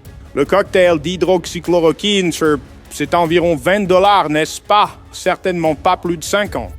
Et nous parlerons de cela un peu plus tard en termes d'effets secondaires et des études, la science derrière cela. Ça coûte plus de $3 000. Pourrait-ce être une des raisons pour lesquelles tous les efforts sont concentrés sur ces traitements plus exotiques qui coûtent des milliers de dollars plutôt que sur quelque chose de disponible qui coûte $20? Oui, tenons à remercier tous les collaborateurs qui ont amené le remdesivir à ce stade. Et cela inclut bien sûr les NIH et le Dr Fauci. Nous avons autorisé la demande d'autorisation d'utilisation d'urgence de Gilead. C'était d'une rapidité éclair pour obtenir une approbation. De l'essai clinique à l'autorisation de la FDA, ça a été vraiment rapide mais aussi efficace. Des essais contrôlés, randomisés sur l'utilisation généralisée des médicaments dans la communauté médicale. Je veux dire, le fait que c'est un médicament existant, cela aide, mais il faut quand même passer par des essais. L'Agence américaine des produits alimentaires et médicamenteux prend des décisions qui sont parfois totalement indépendantes de toute conclusion du comité consultatif. Le Dr Rayford Brown préside le comité consultatif sur les opioïdes de la FDA. Selon le Dr Brown, la FDA privilégie les intérêts des grands laboratoires pharmaceutiques au détriment de la santé publique en approuvant l'analgésique OxyContin. La FDA n'a même pas exigé que Purdue Pharma réalise des essais cliniques. La FDA n'a même pas exigé que Purdue Pharma procède à des essais cliniques. La société d'opioïdes, Purdue, a donné beaucoup d'argent aux médecins pour dire que, hey, si vous avez mal, vous ne pouvez pas devenir dépendant. C'est comme, en fait, ce n'était pas du tout vrai, mais c'est ce qu'on m'a enseigné à la fac de médecine. Si vous avez mal, vous ne pouvez pas être accro. Que la FDA a manque de transparence et utilise les comités consultatifs comme couverture. Les agences y ont fermé les yeux sur des traitements simples, bon marché, potentiellement efficaces, qui, en passant, ne causent aucun dommage. Selon les règles, ceux qui perçoivent des redevances ne sont pas obligés de les divulguer, même dans leur état financier, selon l'acte Bayh-Dole. Le comité consultatif de la FDA sur l'hydroxychloroquine répertorie d'importants conflits d'intérêts. Certains conflits n'ont pas été correctement divulgués. La moitié des médicaments de chimiothérapie utilisés dans le cancer l'étaient sans essais contrôlés randomisés. Les antibiotiques, l'amoxicilline par exemple, ça, les parents utilisent avec leurs enfants tout le temps, jour après jour. Cela n'a jamais été établi avec un essai contrôlé randomisé avant son utilisation. La Chine a arrêté les études car ils n'ont pas pu les inscrire complètement, car ils ont cessé d'accumuler des cas en Chine, car leur épidémie avait diminué. Cette reconnaissance que la Chine a vaincu le virus venait de l'ancien commissaire de la FDA, Scott Gottlieb, membre du conseil d'administration de l'entreprise Pfizer. 4 mois après cette interview, Pfizer a annoncé qu'elle fabriquait du Remdesivir. En 2019, Pfizer a acheté une entreprise appelée Mylan. Mylan produisait de l'hydroxychloroquine en Virginie-Occidentale, mais Pfizer l'a fermée. En juillet 2020, Mylan a annoncé qu'elle produirait la version générique du Remdesivir pour Gilead. Aucun de ses conflits d'intérêts n'a été divulgué par CNBC. Je ne sais pas pourquoi les gens n'ont pas été plus positifs dès le début. Remdesivir. Cela ne fonctionne pas. C'est la conclusion. C'est un médicament inefficace. Il est très toxique non seulement pour les reins, mais aussi pour le foie, et ne devrait pas être utilisé, d'accord? C'est juste un médicament qui a échoué. C'était un agent antiviral. Il n'a jamais eu un bon indicateur. Fauci a pensé, utilisons-le contre le COVID. Et c'est son initiative qu'il a intégrée dans le protocole standard désormais hospitalier en cours de révision. Remboursé par les cotisations gouvernementales, l'hôpital recevrait plus d'argent s'il utilise le Remdesivir. C'est horrifiant. C'est vraiment centralisé. Soins médicaux. Et c'est tellement dangereux. Les médecins ne devraient pas l'accepter, mais malheureusement, une fois à l'hôpital, vous êtes un employé et vous devez suivre ou vous perdez votre emploi. L'éthique médicale est ignorée. Nous ne devrions jamais faire de mal aux patients. Et voici un médicament clairement nocif et sans avantage. Combien allez-vous payer pour vivre? Parce que la réponse est tout. Les fabricants de Remdesivir ont fixé un prix pour le médicament. C'est 3 200, mais ce que vous n'avez pas encore dit, c'est que le ministère de la Santé et des Services sociaux ait acheté tout le stock. Pas de traitement jusqu'à ce que vous alliez à l'hôpital. Puis vos traitements sont 2 choses qui vont certainement vous tuer. Le Remdesivir.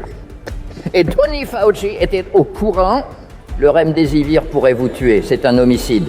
Et si vous regardez comment ça tue les gens, défaillance rénale, cardiaque et défaillance de tous les organes. Ils ont lancé le Remdesivir sur un nombre substantiel de patients pour lesquels nous avons tous vu qu'il tuait les patients. Et maintenant, c'est le médicament approuvé par la FDA qui continue de tuer les patients aux États-Unis. Alors que ces patients reçoivent du Remdesivir, ils ont moins de 25% de chances de survie s'ils reçoivent plus de 2 doses. Maintenant, ils le déploient également sur les enfants ou des établissements de soins infirmiers spécialisés comme intervention précoce. Et si vous me demandez, ce n'est pas un hôpital, c'est un camp de concentration. Absolument.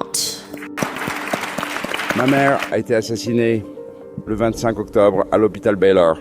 Elle a reçu du Remdesivir sans notre autorisation.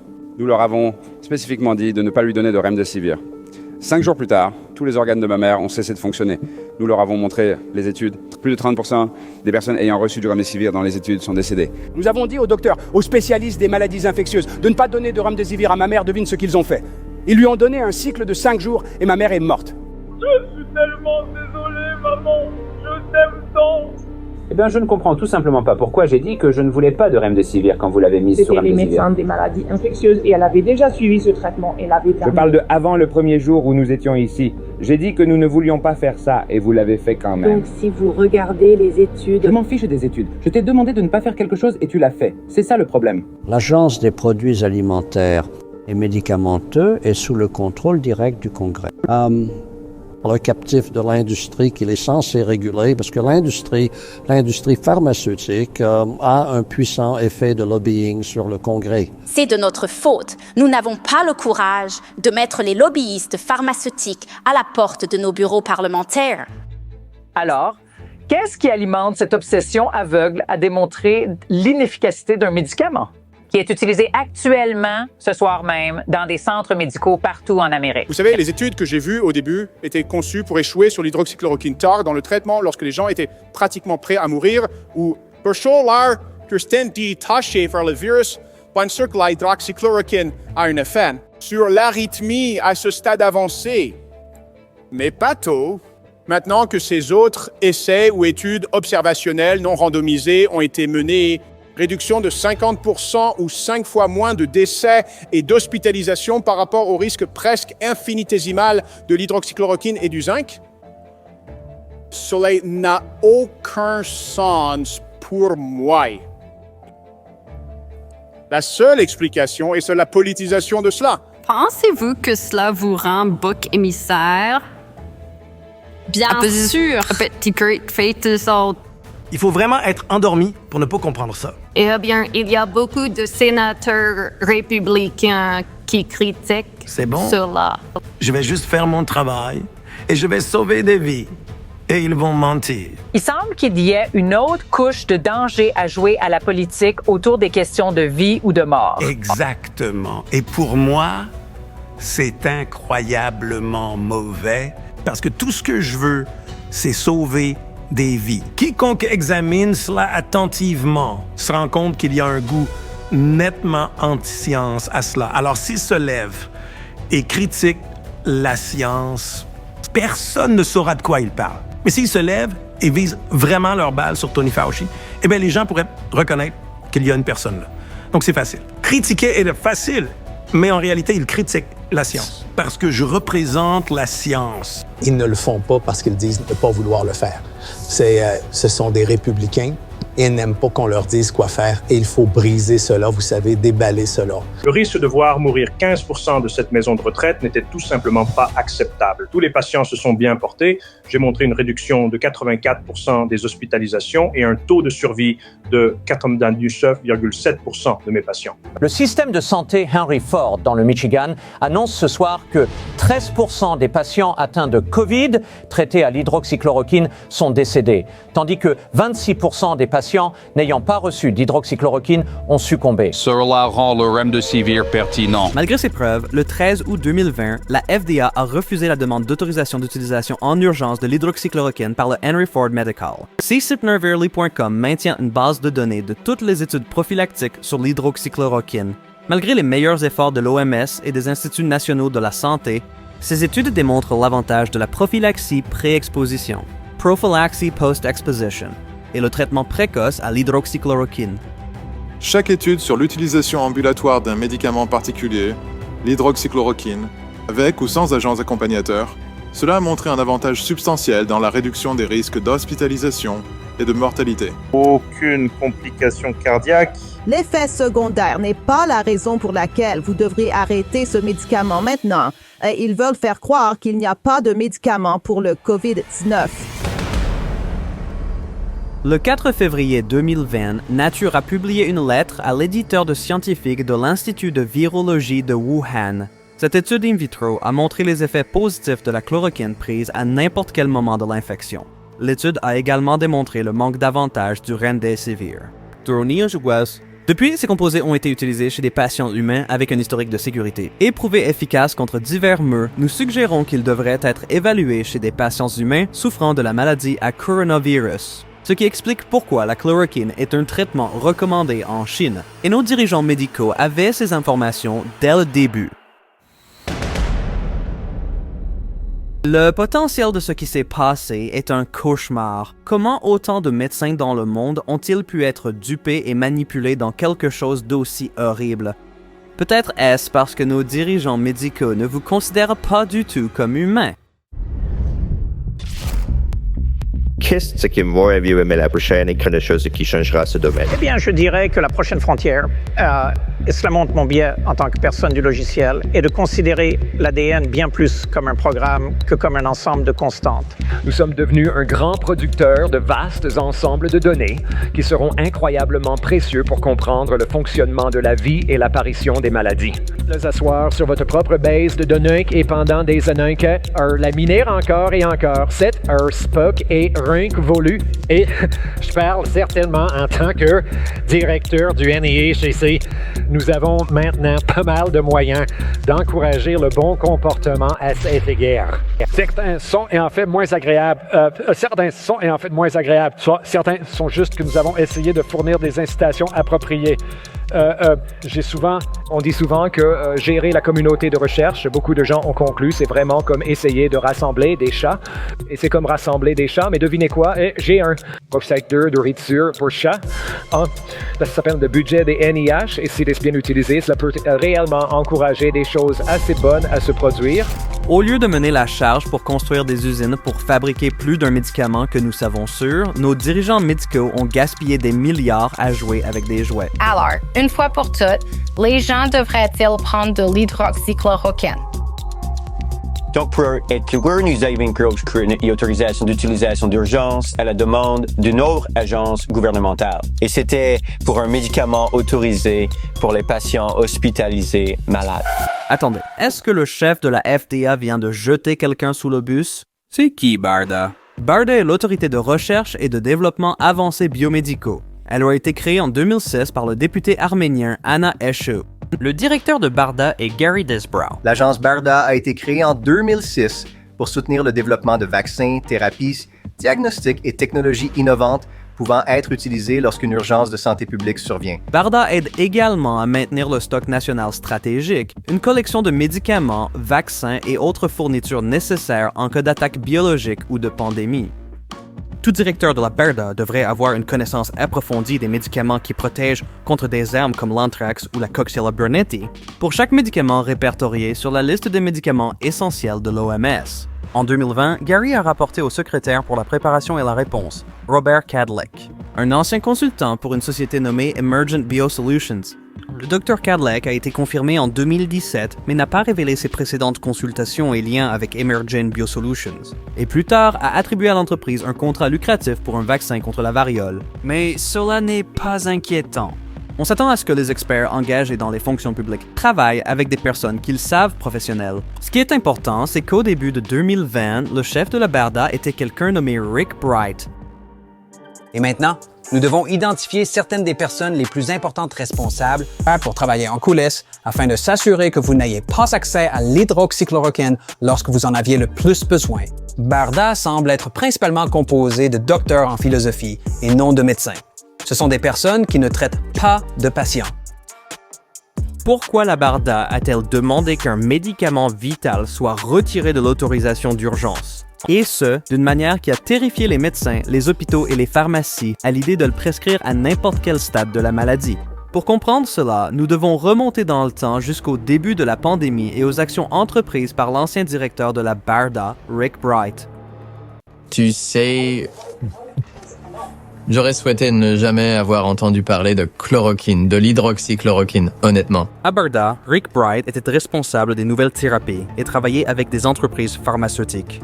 Lorsque l'administration Trump a obtenu des dizaines de millions de doses d'hydroxychloroquine, Rick, son équipe à BARDA et des membres de la FDA ont saboté les efforts pour distribuer l'hydroxychloroquine aux citoyens des États-Unis pendant une période d'urgence nationale. Lorsque les efforts de Rick Bright pour bloquer la libération de l'hydroxychloroquine ont échoué, il a divulgué des courriels à la presse et a été par la suite retiré de son poste à la BARDA. Rick a alors prétendu être un lanceur d'alerte et a témoigné devant une sous-commission du Congrès dirigée par la députée Anna Eshoo, dont le district se trouve à quelques pâtés de maison de Gilead, une entreprise qui pourrait gagner des milliards grâce au Remdesivir. Madame la Présidente, le 23 avril, CNN a rapporté que vous prévoyez d'appeler le Dr Bright à témoigner. Le Dr Bright n'a en fait déposé sa plainte de lanceur d'alerte auprès du bureau du Conseil spécial que le mardi 5 mai. Le même jour, il a été annoncé sur les réseaux sociaux que vous prévoyez de tenir une audience, mais cela n'a pas été officiellement annoncé avant 2 jours, car que cette audience est prématurée et qu'elle dessert les enquêtes sur la plainte du Dr Bright. Je pense que cela va de soi. Vous avez piétiné les droits des minorités. Vous ne l'auriez jamais toléré quand vous étiez en minorité. Le témoin prêtera-t-il serment? Nous ne faisons pas prêter serment aux gens. Is my chance de treat de sur le pays qui ont l'expérience avec l'hydroxychloroquine? Et il signale un bénéfice significatif s'il est utilisé assez tôt dans le déroulement, éliminer le besoin d'hospitalisation et de soutien ventilatoire.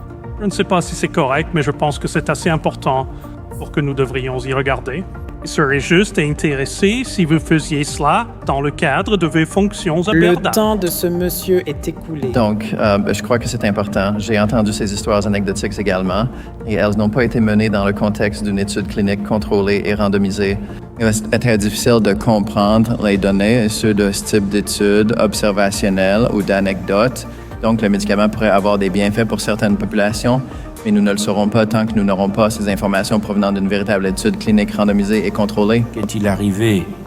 Tu as été retiré en tant que directeur de Barna. Je crois qu'une partie du processus de suppression, pour moi, a été lancée à cause d'une résistance que j'ai montrée lorsqu'ils m'ont demandé de mettre en place un protocole d'accès élargi qui rendrait la chloroquine plus librement disponible aux Américains qui n'étaient pas sous la surveillance étroite d'un médecin et peuvent eux-mêmes ne pas être confirmés comme infectés par le coronavirus. Quand l'utilisation potentielle de la chloroquine et de l'hydroxychloroquine comme traitement pour la COVID-19 vous a-t-elle été mentionnée pour la première fois, monsieur? Je pense que c'était probablement à la mi-mars, entre le 10 mars et le 17 mars, à peu près à cette période. Pas avant cela. Pas que je me souvienne, c'est la première fois que j'ai entendu parler du médicament. C'était un appel que j'ai reçu de Dr. Woodcock à la FDA, me demandant si j'avais entendu parler du médicament. Et Rushna n'avait pas entendu parler du médicament, ni de son utilisation potentielle pour les patients COVID-19. Et je n'avais pas entendu parler du médicament. Vous avez entendu ça? Il vient d'admettre qu'il n'avait jamais entendu parler de l'hydroxychloroquine. Comment se fait-il que quelqu'un responsable de notre réponse à une attaque biologique n'ait jamais entendu parler de ce médicament? Elle a dit qu'il pourrait y avoir quelque chose d'intéressant à examiner et elle a transmis un manuscrit ainsi qu'un brouillon de manuscrit. C'est la première fois que j'ai entendu parler du médicament. Ça, je crois, un article de presse ni d'études de recherche en janvier discutant des potentiels bienfaits du médicament. J'ai entendu des histoires anecdotiques et des rapports, monsieur. Ça me souvient pas spécifiquement pour la chloroquine, mais j'ai essayé de suivre les médias et les journaux scientifiques. Cependant, je m'en remets au conseil de la science au sein du HHS. Et la première fois que j'en ai entendu parler, c'était par mon collègue, le Dr. Woodcock, à la FDA. Et ensuite, un rapport synthétique de nos scientifiques de la FDA, CDC, NIH et BARDA, qui indiquait que les preuves de son efficacité étaient faibles et les preuves des consonances et risques étaient plus convaincantes. Et à un ce moment-là que cela devrait être soutenu. Quelle a été votre réaction personnelle? Pensez-vous que c'était quelque chose à poursuivre au début quand vous l'avez entendu de la part de Dr. Woodcock? Au début, j'ai dit, je fais entièrement confiance au jugement scientifique du Dr. Woodcock.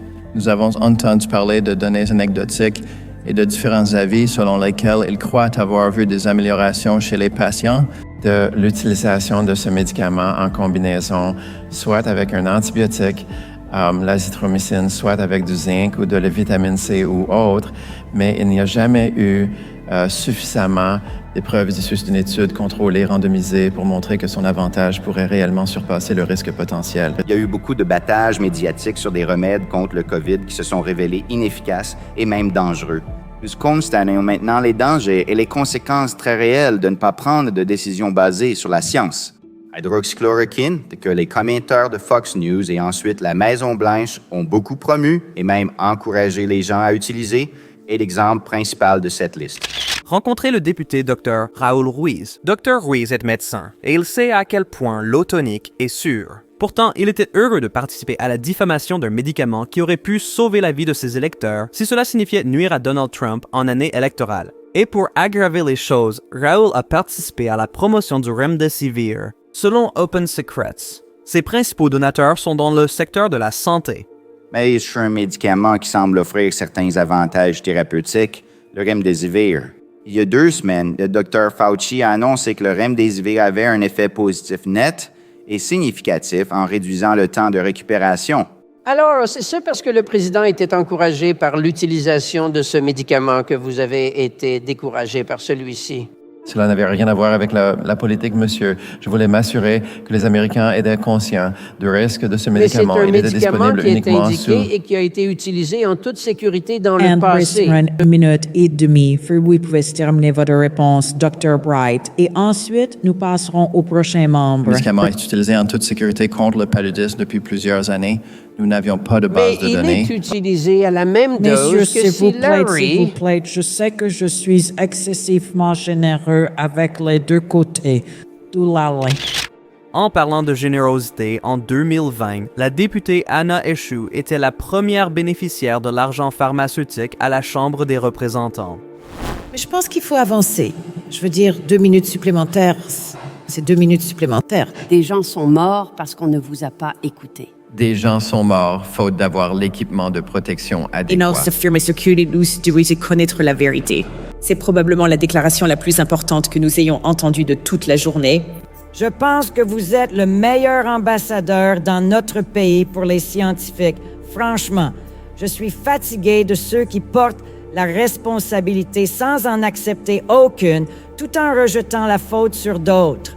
L'administration précédente, l'Organisation mondiale de la santé, le laboratoire de Wuhan, n'importe qui. Mais, où le blâme est d'un, et nous avons tous été témoins de votre intégrité. Permettez-moi de dire, Dr. Bright, merci pour votre courage.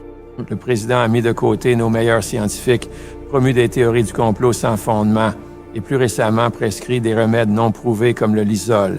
Oh, les Américains souffrent. Est-ce que le président était encouragé par l'utilisation de ce médicament que vous avez fini par décourager? Et cela n'a rien à voir avec la politique, monsieur. Cela n'a rien à voir avec la politique, monsieur. Le 13 octobre 2020, 2 semaines avant l'élection, Rick Bright est apparu dans un documentaire intitulé « Totalement sous contrôle ». Il n'y avait pas de raison scientifique de promouvoir l'un ou l'autre de ces médicaments. Aucune raison scientifique à part 400 ans d'histoire humaine. La raison pour laquelle il les poussait était parce que le président affirmait qu'ils étaient un médicament miracle. Quelqu'un lui avait donné ce conseil.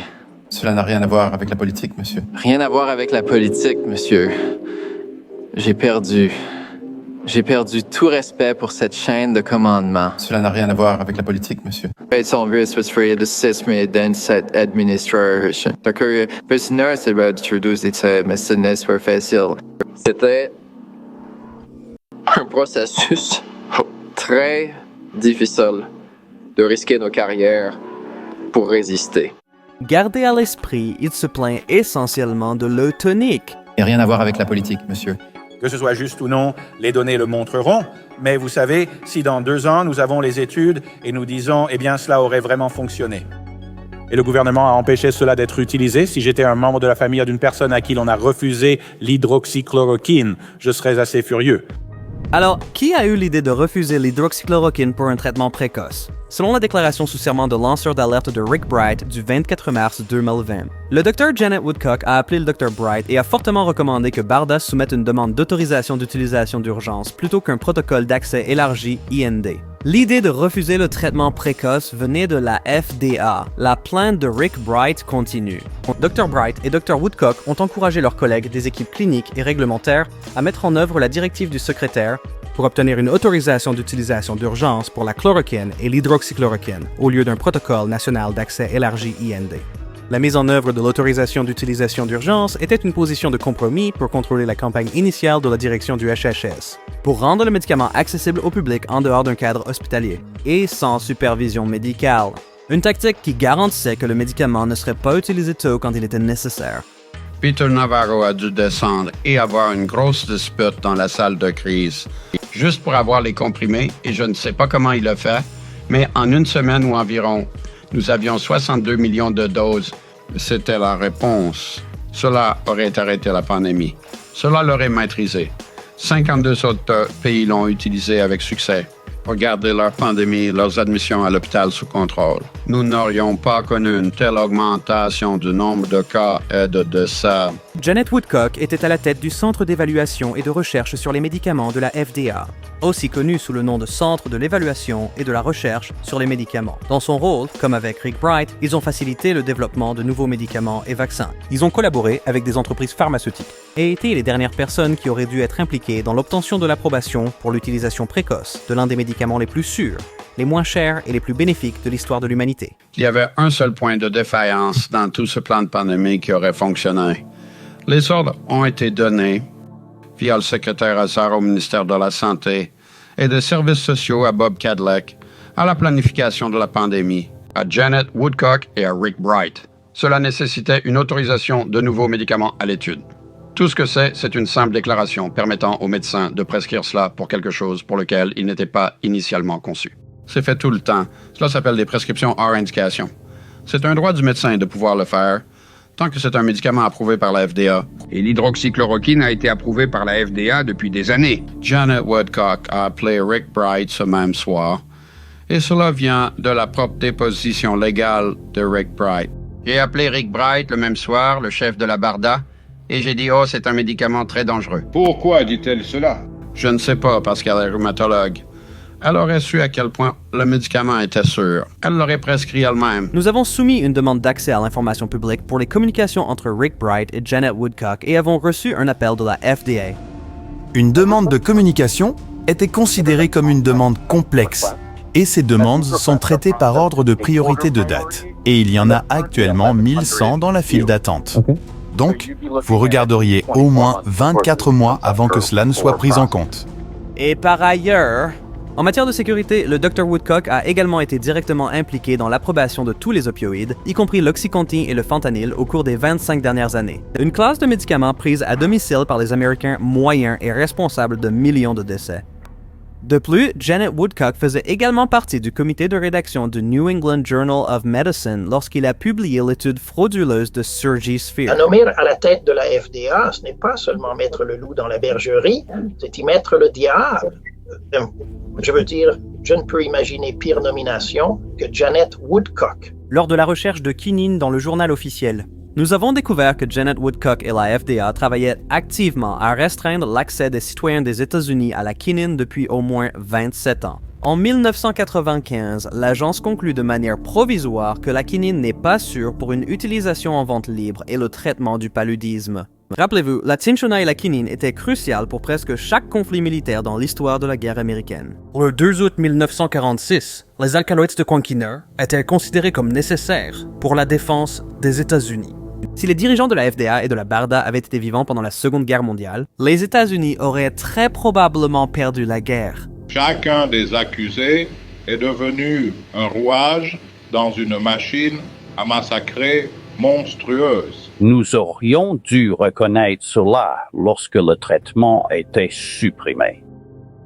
Et d'ailleurs, pas un traitement hypothétique, un traitement publié. Quand cela a été réprimé, nous aurions dû dire « Attends une minute, on dirait qu'il y a une arnaque ici. Quelqu'un supprime de vraies options de traitement. » Et il la supprime afin de pouvoir justifier une mesure d'urgence médicale qui ne peut être autorisée s'il n'y a pas d'option de traitement. Le CDC était, avant de devenir le Centre pour le contrôle et la prévention des maladies, le programme américain de lutte contre le paludisme à Atlanta, Géorgie, qui a fait quoi? Plaider pour la distribution d'hydroxychloroquine.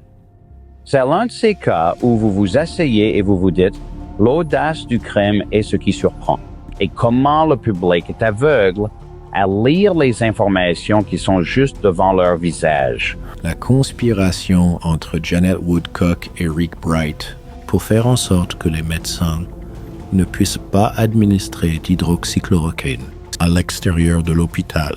Entre eux deux, il y avait une sorte d'effort concerté pour supprimer l'utilisation de l'hydroxychloroquine. Rick Bright, dans son témoignage filmé, a explicitement parlé de la manière dont ils ont conspiré pour élaborer une stratégie utilisant une autorisation d'utilisation d'urgence pour faire en sorte que l'hydroxychloroquine ne puisse être administrée qu'à l'hôpital, ce qui en passant est trop tard pour quand l'hydroxy devrait être utilisé. Et pourquoi ont-ils fait cela? C'est ce qui est l'inconnu, et il y a seulement de pourquoi et de comment derrière cela.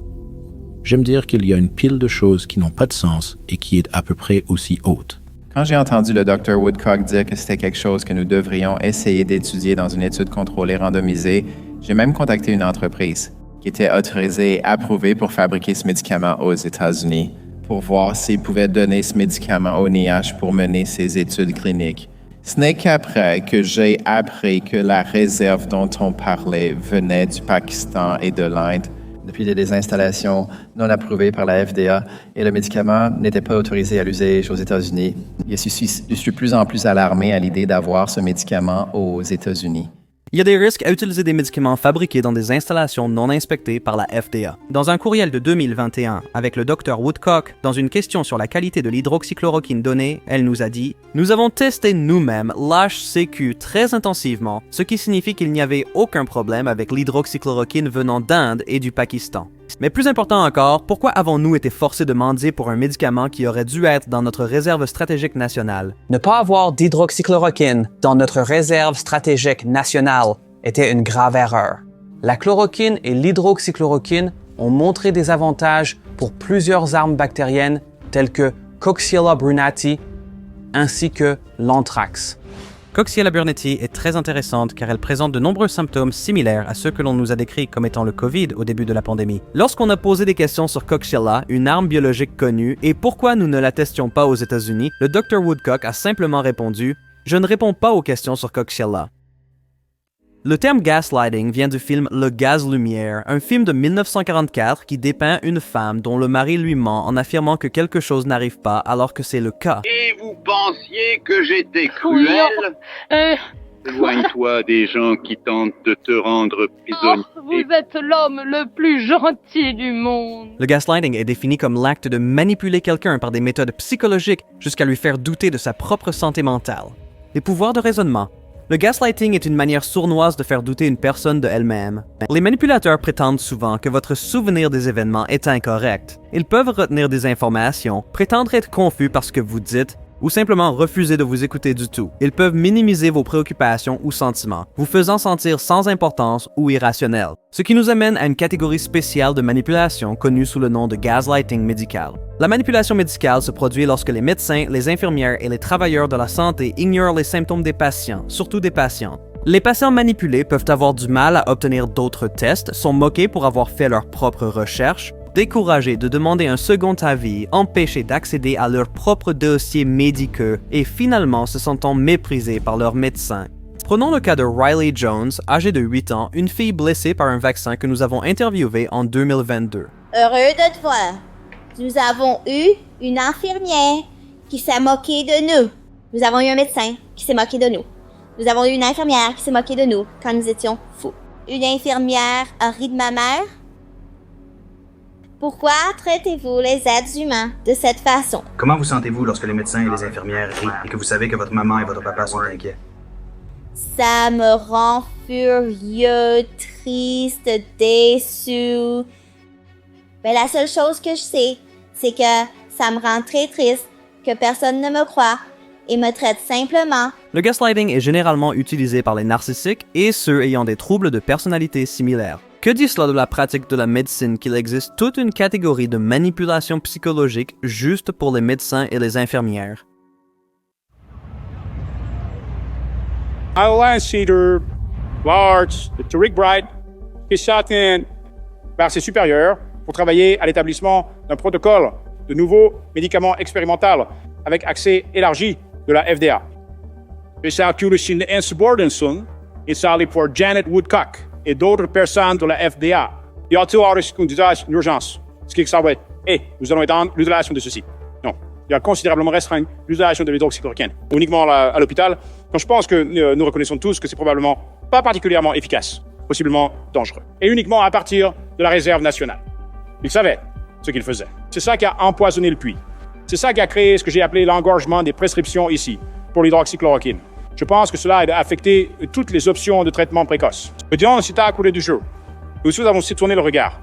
Et pourquoi je dis que nos agences nous ont laissé tomber. Ces personnes dans ces agences nous ont failli. BARDA travaille étroitement avec Anthony Fauci. Anthony Fauci finançait la recherche sur le gain de fonction à Wuhan, en Chine. Anthony Fauci et Francis Collins, ils ont travaillé désespérément au début de la COVID et plus tard pour s'assurer que le public ne connaissait pas ces détails. Kadlik dit que Fauci était préoccupé par la protection de sa propre réputation et cela pourrait expliquer pourquoi il a détourné l'attention de la fuite en laboratoire. Ce serait une réaction naturelle de sa part ou de n'importe qui, tu sais, en particulier. Tu sais, je pense pour lui de dire, tu sais quoi, que pourrait-il m'arriver ainsi qu'à notre institut si nous étions reconnus coupables ou impliqués d'une manière ou d'une autre. Et je pense que ce qui a probablement rendu cela encore plus aigu était le fait qu'ils n'avaient pas une bonne visibilité sur ce qu'ils faisaient et ce qu'ils soutenaient à travers les subventions via EcoHealth Alliance, qui est allé à l'Institut de virologie de Wuhan. Voici à quoi ressemble la manipulation des médias par Anthony Fauci et la diversion de l'attention. Si cela aurait pu être un laboratoire, aurait pu être la nature, et nous sommes censés regarder vers l'avenir, alors pourquoi le Dr Fauci a-t-il tant travaillé pour soutenir une seule de ces théories? Que répondez-vous à cela? Je dois presque en rire, Neil. Je n'étais pas totalement penché d'un côté ou de l'autre. Je n'étais pas totalement penché d'un côté ou de l'autre. Retour en arrière. Ce que je ressens vraiment... Cela concernait un débordement d'une espèce animale vers un humain. Suggérant fortement que c'était en fait un événement naturel. Très fortement. Indiquant fortement qu'il s'agissait d'un débordement naturel. Souligne fortement cela comme tant un phénomène naturel. Indiquant beaucoup plus clairement une occurrence naturelle. Favorise fortement une occurrence naturelle. Je n'étais pas totalement penché d'un côté ou de l'autre. C'est très, très fortement. Penchant à penser que cela n'aurait pas pu être artificiellement ou délibérément manipulé. Sir Richard Dearlove, ancien chef de l'agence d'espionnage britannique MI6, dit que l'étouffement du débat sur les origines du COVID a été mené par Anthony Fauci. Nous avons maintenant, grâce à la liberté d'information, une idée assez claire des réunions qui ont eu lieu, de ce qui s'est passé. Ils ont exposé un côté de l'argument qu'ils ont décidé de soutenir pour des raisons que je ne comprends pas entièrement et se sont absolument assurés que le point de vue opposé ne recevait ni attention ni publicité médiatique. Dans les années précédentes 2020, l'administration Trump enquêtait activement sur les Chinois et une influence étrangère au NIH, ainsi que dans des institutions académiques comme Harvard. Et d'ici 2020, l'étau se resserrait autour du NIH. Les États-Unis accusent un éminent scientifique de Harvard, ainsi que 2 chercheurs chinois, de cacher des liens et des paiements avec la Chine. Au moins 180 affaires de fraude, dont des fraudes sur subvention, restent ouvertes. Aussi, le FBI, ils disent, travaille sur 1000 cas liés à la Chine et à la fraude sur les subventions, peut-être avec la Chine ciblant ses chercheurs. La COVID était une menace pour la réélection de Donald Trump si la pandémie continuait d'être mortelle jusqu'à l'automne 2020, que ce soit des infections virales, les blessures dues au remdesivir ou le refus de soins hospitaliers appropriés. Ensuite, les protocoles de vote par correspondance d'urgence, comme ceux créés de manière pratique dans l'État de Géorgie en 2019. Seraient justifiés, une administration Biden pourrait être moins désireuse d'enquêter sur l'origine du COVID, ce qui s'est exactement produit. Il y avait des scientifiques dans les agences de renseignement américaines qui étaient très sceptiques à propos du papier Proximal Origins, peu convaincant que Fauci promouvait. Les analystes du Centre national pour l'intelligence médicale sont arrivés à une conclusion opposée. Ils pensaient que le virus était plus probablement créé en laboratoire, mais ils ont été censurés et réduits au silence. Des sources confidentielles me disent que leur contribution a été retirée de l'enquête sur les origines du COVID du président américain Joe Biden. Cela pourrait-il être le motif d'Anthony Fauci pour discréditer toute solution rapide contre le COVID au début de 2020? Vous suggérez ce que nous avons fait et causer la mort d'une personne. Je ressens totalement cela. Et si quelqu'un ment ici, sénateur, c'est vous. Le 29 octobre 2019, Anthony Fauci et Rick Bright sont apparus ensemble lors d'un panel sur un vaccin universel contre la grippe pour discuter des moyens d'améliorer notre technologie vaccinale. Pourquoi ne pas faire exploser ce système? Je veux dire, évidemment, nous ne pouvons pas simplement couper l'arrivée d'eau sur le système que nous avons et puis dire, eh bien, tout le monde dans le monde devrait recevoir ce nouveau vaccin que nous n'avons encore donné à personne. Il doit y avoir une solution. Pour le rendre sexy, je pense que nous devons... J'aime le concept de perturber ce domaine. Je pense qu'en parallèle, il pourrait y avoir un besoin ou même un appel urgent pour une entité d'excitation là-bas qui est complètement perturbateur, qui n'est pas soumis à des ficelles et processus bureaucratiques. Comme Rick l'a dit, ils sont responsables d'une variété de maladies faisant contre-mesure paludisme, tuberculose, Zika, Ebola. Nous sommes en plein milieu d'Ebola en ce moment. Avez-vous entendu ça? Paludisme. BARDA est conçu pour nous protéger contre le paludisme. Alors, comment Rick Bright ne connaissait-il pas l'hydroxychloroquine? Et c'est là que le gouvernement fédéral intervient. Est-ce que cette prochaine question est la graine qui a été plantée et qui a causé tout le drame autour du Covid? Si la pandémie de 2009 avait été beaucoup plus mortelle, cela aurait-il été finalement une meilleure chose pour l'humanité? Allez, les Yankees! Ça aurait été... Non, parce que je veux dire, nous avons eu, pas aussi certainement grave que celle de 1918, mais nous avons eu de assez mauvaises pandémies en 1957 et 1968. Ça n'a pas beaucoup changé. Je veux dire que la triste vérité est que lorsqu'il y a une crise majeure, cela concentre l'attention et généralement les ressources et une mobilisation importante diminue. Cela ne signifie pas nécessairement que nous utilisons les ressources de la meilleure manière possible. Pourtant, car cela se fait dans un moment de crise, et il y a le fait de jeter de l'argent sur des choses qui semblent bonnes sans qu'elles soient réfléchies. Puis il y a ce que nous appelions la courbe en U de préoccupation, où il y a l'augmentation initiale de l'intérêt et des ressources. Puis lorsque le problème, l'éclat s'estompe et d'autres problèmes surgissent, puis tout disparaît. Et je pense que nous avons été dans cette situation avec de nombreuses épidémies, de maladies, et la grippe dans une certaine mesure également. Les emails divulgués de Rick Bright montrent que très tôt dans la pandémie de COVID, lui et BARDA voulaient plus d'argent avant d'aider à la réponse du gouvernement. L'agence a obtenu ce qu'elle voulait. Le Congrès les a récompensés avec des milliards de fonds, des milliards de dollars que BARDA a ensuite attribués aux entreprises pharmaceutiques comme AstraZeneca. Les gens dans notre réponse gouvernementale avaient des intérêts financiers et personnels, des raisons professionnelles et malheureusement politiques, pour s'assurer que l'hydroxychloroquine n'était pas autorisée comme traitement pour la COVID-19. Avec 11 billions de dollars en jeu et le risque de voir Donald Trump réélu, s'il avait raison, auriez-vous pu vous lever et dire que l'hydroxychloroquine fonctionne?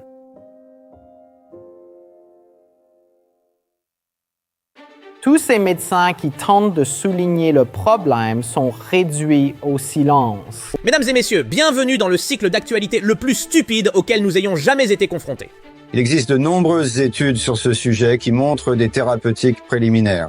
Quelles sont vos qualifications pour parler de médecine plus que le docteur Anthony Fauci? Tout dans les actualités est des bêtises. Tout. Il n'y a rien que je puisse consommer sur aucun média traditionnel en lequel je puisse avoir confiance. C'est choquant. Les médias de droite? L'industrie de l'actualité a-t-elle besoin d'annonceurs pour exister? De Arsène identique spectateur. Vous devez de la publicité sur cette chaîne de télévision et tu devais réaliser cela.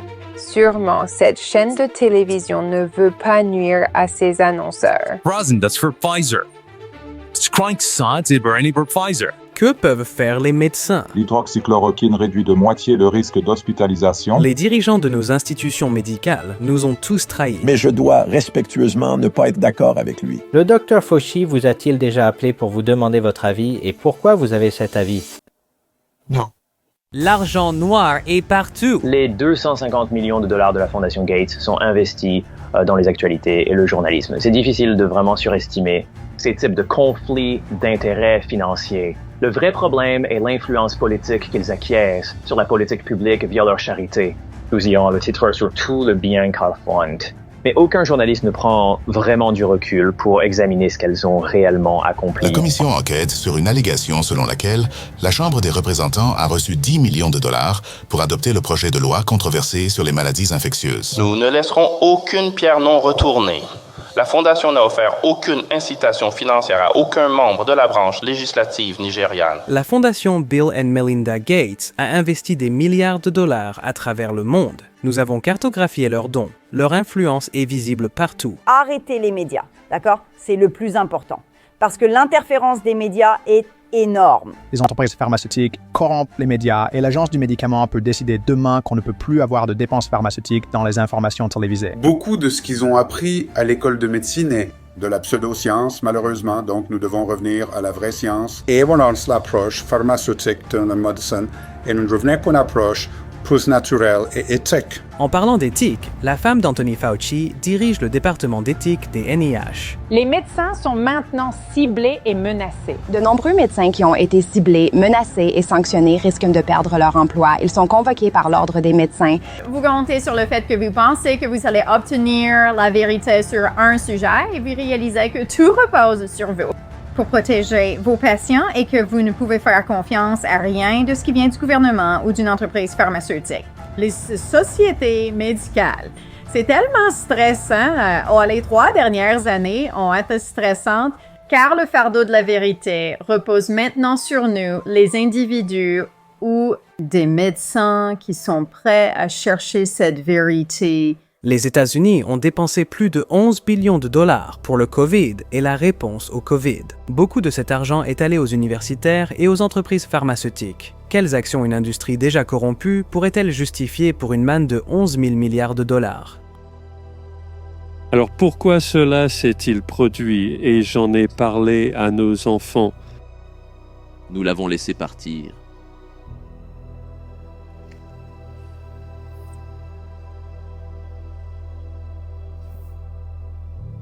Notre génération a laissé cela se produire. Nous avons laissé le gouvernement outrepasser ses limites, encore et encore et encore. Et maintenant, nous sommes tellement avancés.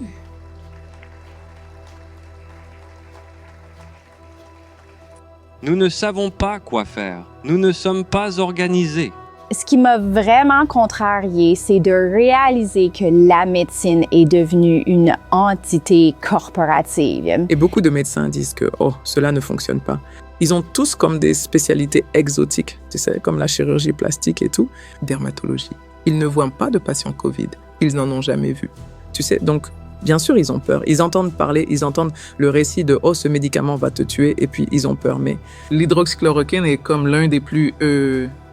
Je dirais que c'est l'un des médicaments les plus sûrs. Mon problème ici, ce n'est pas tant que nous ayons une lecture différente de la littérature, ce que nous avons clairement. C'est cette idée qu'il y a cette vaste conspiration partout. Des centaines de milliers de médecins, l'Institut national de la santé, le Centre pour le contrôle et la prévention des maladies, toutes les institutions académiques. La Société américaine des maladies infectieuses était totalement complice de cette conspiration pour empêcher les Américains d'obtenir une thérapie salvatrice. Comme vous pouvez l'imaginer, réaliser une conspiration de cette envergure serait extrêmement difficile.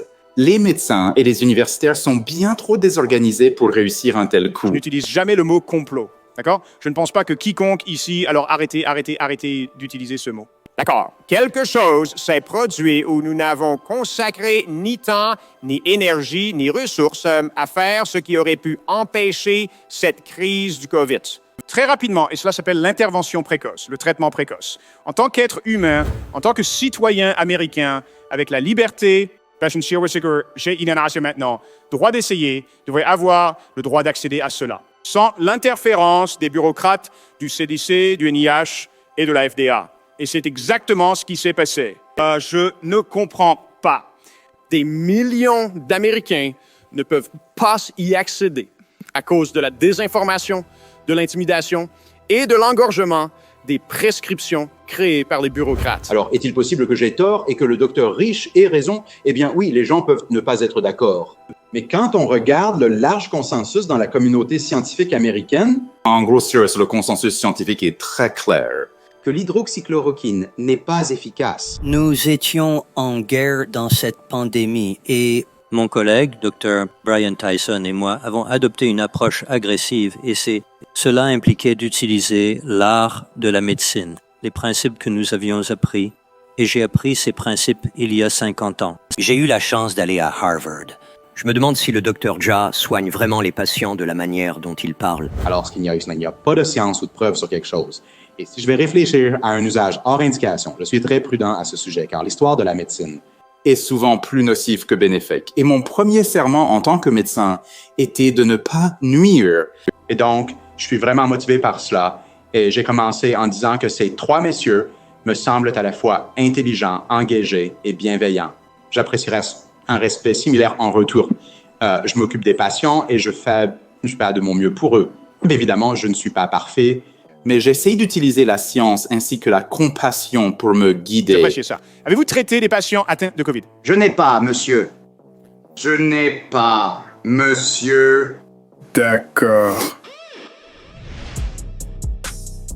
Malheureusement, le témoin démocrate, le Dr Ashish Jha, a commencé à tweeter son point de vue négatif sur le traitement précoce avant même le début de l'audience, et continue sa campagne médiatique pendant des jours ensuite.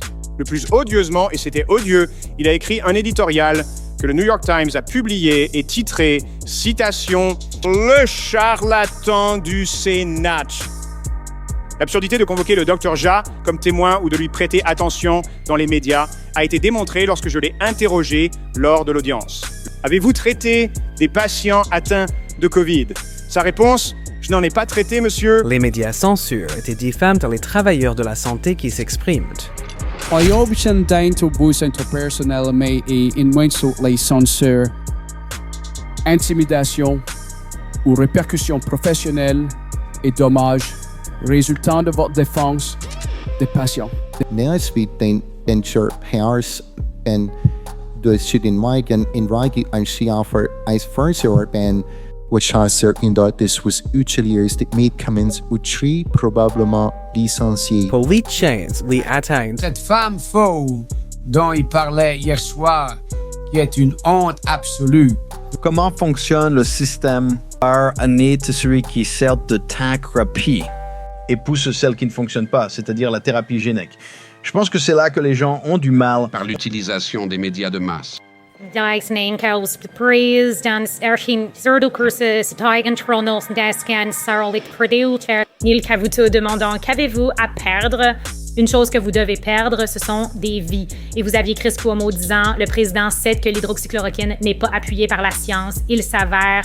Chris Cuomo a pris une version moins sûre de cela. Didier Raoult est un microbiologiste avec une longue et respectée carrière. Ses critiques étaient très rapides à pointer vers d'éventuels effets secondaires dangereux. Le docteur Raoult, un virologue renommé, a publié « Donné pour plus de 4000 patients, il le diabolise. Il pense que vous êtes dangereux. Bien sûr qu'il pense que je suis dangereux parce que je dis la vérité. » Leur foi est ridiculisée. Ceci est le docteur Stella Emmanuel qui, lorsqu'elle ne prêche pas sur les sorcières, le sexe astral, le sperme de démon et l'ADN alien, fait partie d'un groupe de médecins soutenus par le Tea Party qui préconise un traitement COVID non prouvé et selon de nombreuses études médicales légitimes, potentiellement dangereux. Vous avez vu comment le président a réagi? Je veux dire, il n'était clairement pas au courant des déclarations de cette femme avant. Mais même après que nous lui ayons dit ce qu'elle avait dit, vous savez, il l'a soutenue. Au cas où vous vous le demandiez, ce n'est pas le premier médecin dont les croyances religieuses ont été présentées par CNN. Vous voulez purifier vos punks chance dans la rivière?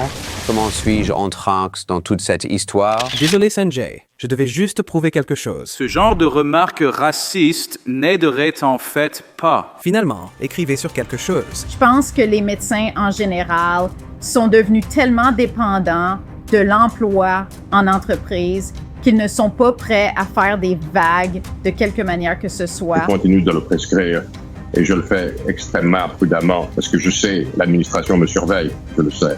Le médicament fonctionne et il est encore plus efficace lorsqu'il est administré tôt dans l'évolution de la maladie. J'ai perdu confiance en l'humanité, dans mon gouvernement, dans mes agences. C'est très difficile de regagner cette confiance. Au Queensland, en Australie, un médecin sera emprisonné pour avoir prescrit de l'hydroxychloroquine. Et si vous allez en Inde, ils vous le donneront immédiatement. Et cela donne en première ligne dans leurs directives. Les directives grecques donnent de l'hydroxychloroquine. Mais au Queensland, vous êtes mis en prison. Aux États-Unis, nous sommes pris dans cette tempête de données et de confusion. Quelque chose va très mal dans ce monde. L'histoire est impitoyable. Il deviendra très clair très bientôt qui était du bon côté de l'histoire, qui était du mauvais côté de l'histoire. J'ai été contacté par un docteur qui, je pense, en avait écrit 4. Prescription pour l'hydroxychloroquine. Michel Urchin te convoque sur du grand jury. pour l'investigation sur la sécurité intérieure. Quelques chiffres available. Ici, quelques chiffres qui sont un transfer source. Nous avons un médicament qui est très sûr. Nous nous battons pour nos patients, vous savez. Je suis pharmacien dans le New Jersey. En termes de prophylaxie, je pense que l'hydroxychloroquine devrait être largement utilisée. J'ai dû me reprendre un instant et me dire « Attends, je respire, je pensais être au bout du rouleau. » Il faut mettre la politique de côté en ce moment. Nous sommes en pleine pandémie. Dans l'Ohio, le Conseil de pharmacie de l'État a annulé sa décision d'interdire l'utilisation de l'hydrochloroquine pour les patients atteints de COVID-19. Les États-Unis devraient-ils interdire l'hydroxychloroquine comme traitement pour le COVID? Dans les années qui ont suivi les événements de 2020, un effort concerté a été déployé dans tous les médias, la médecine et le monde académique pour dissimuler ce qui a été fait à notre peuple. Combien ont souffert et sont morts seuls dans les hôpitaux par manque de traitement précoce? J'espère que vous avez appris à reconnaître certaines des astuces que les propagandistes utilisent contre vous dans cette guerre psychologique qui est toujours très active en 2024. Par exemple, cette étude française publiée le 2 janvier 2024 affirme que l'hydroxychloroquine a tué près de 17 000 patients. L'étude n'a examiné que les patients hospitalisés. C'est juste une autre étude qui refuse de regarder l'utilisation précoce. Le mécanisme d'action des alcaloïdes de cinchona. Depuis plus de 400 ans, comme nous l'a dit Jim Ware du New England Journal of Medicine, les études ne répondent pas à la question clinique. En parlant de France, en France, l'hydroxychloroquine était vendue sans ordonnance, mais en octobre 2019. La version française de la FDA a pour une raison reclassifié l'hydroxychloroquine en médicament sur ordonnance. Peut-être que quelqu'un devrait étudier les actions inhabituelles d'autres gouvernements avant 2020.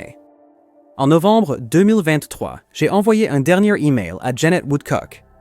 Je voulais lui donner une chance d'expliquer ce que j'avais vu. L'email en partie dit « Dr. Woodcock, des rapports indiquent que vous avez joué un rôle clé pour empêcher qu'un médicament ayant joué un rôle vital dans l'histoire de l'humanité ne soit utilisé pour prévenir le COVID-19. En ce moment, il semble que des membres du gouvernement fédéral ont joué la politique avec la science pour évincer un président en exercice et réaliser un vol de 11 trillions de dollars.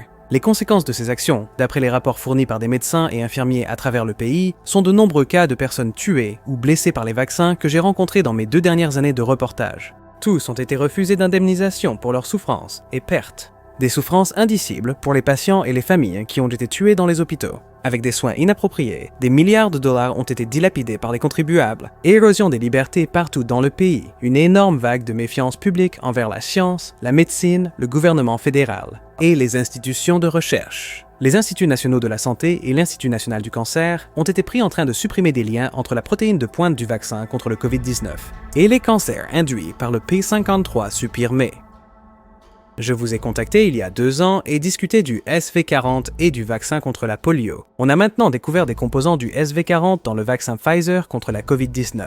Vous m'avez aussi posé des questions sur les tests de Coxiella aux États-Unis et vous avez refusé de répondre. Les blessures causées par les vaccins sont significatives et des oncologues me parlent de pics massifs de nouveaux cancers. Les professionnels de la santé me cherchent pour décrire comment ils ont intubé inutilement des patients diagnostiqués avec le Covid. Les pharmaciens sont tellement ignorants qu'ils refusent des prescriptions de base parce qu'ils ont vu un tweet de la FDA. Les urgentistes voient des adolescents souffrir d'accidents vasculaires cérébraux et des enfants mourir de crise cardiaque, clairement. Les systèmes d'alerte de la FDA ont échoué. La réponse du Dr. Woodcock, je n'ai aucun commentaire. 8 jours après cet email, le Dr. Woodcock a annoncé sa retraite de la FDA.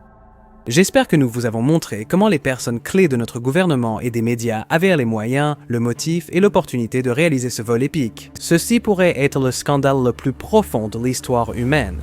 Si vous avez des informations pouvant aider à démanteler ce cartel du crime médical organisé, avancez. Nous progressons. Des groupes politiques qui refusent l'argent des lobbyistes pharmaceutiques se forment pour soutenir des candidats de principe à travers le pays. Les journalistes et les podcasteurs révèlent la vérité et tiennent cette bête de gouvernement pour responsable. Les citoyens du monde entier s'éveillent. Et pour tous ceux qui ont lutté, ce gin tonic est pour vous. Santé. Je veux que tu saches que je suis allé sur coronapreventionnetwork.org et que je me suis inscrit pour l'essai. Mais si je ne suis pas accepté, je veux savoir, puis-je quand même obtenir le vaccin? Si j'étais toi, je ne suis pas sûr que je me porterais volontaire sans un essai pour apprendre de la circonstance, parce que tu pourrais finalement t'injecter quelque chose qui s'avère ne pas être très utile. Le public pense que les médecins sont tous corrompus. Malheureusement, ils ont probablement raison. La raison pour laquelle nous faisons confiance aux médecins était d'aider les gens. Mais nous ne le sommes pas.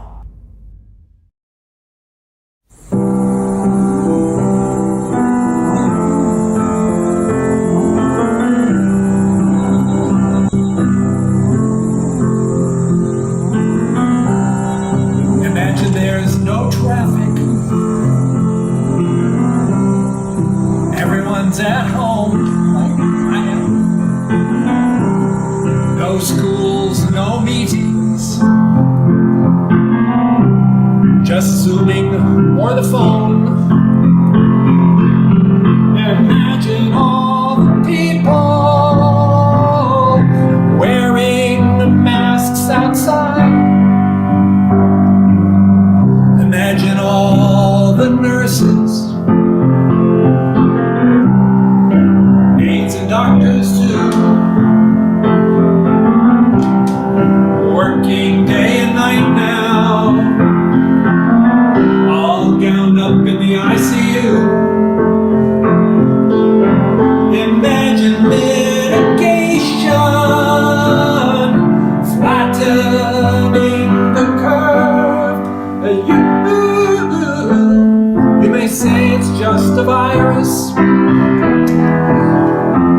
but it's not the common cold. And each one of us can spread it and put at risk the world. Imagine empty cafes. I wonder if you can. I bet you can. Rediscovering your kitchen and 6 feet from your fellow man and woman.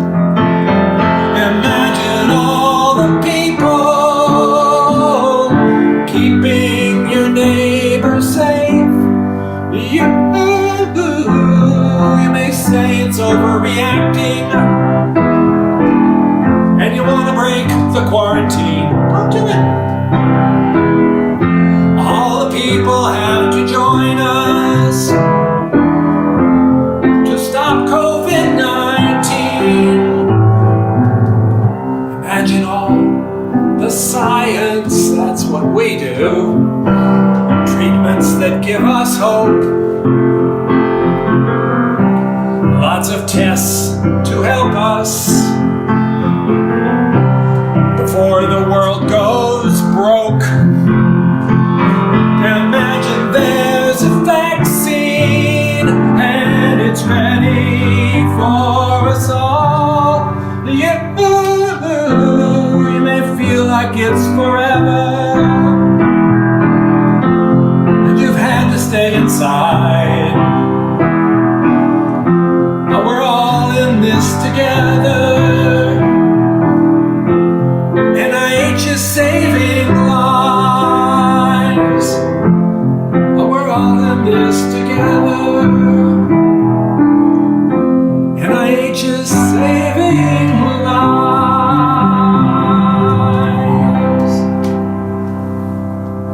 You're saving lives. And imagine we're gonna get through this, because we will.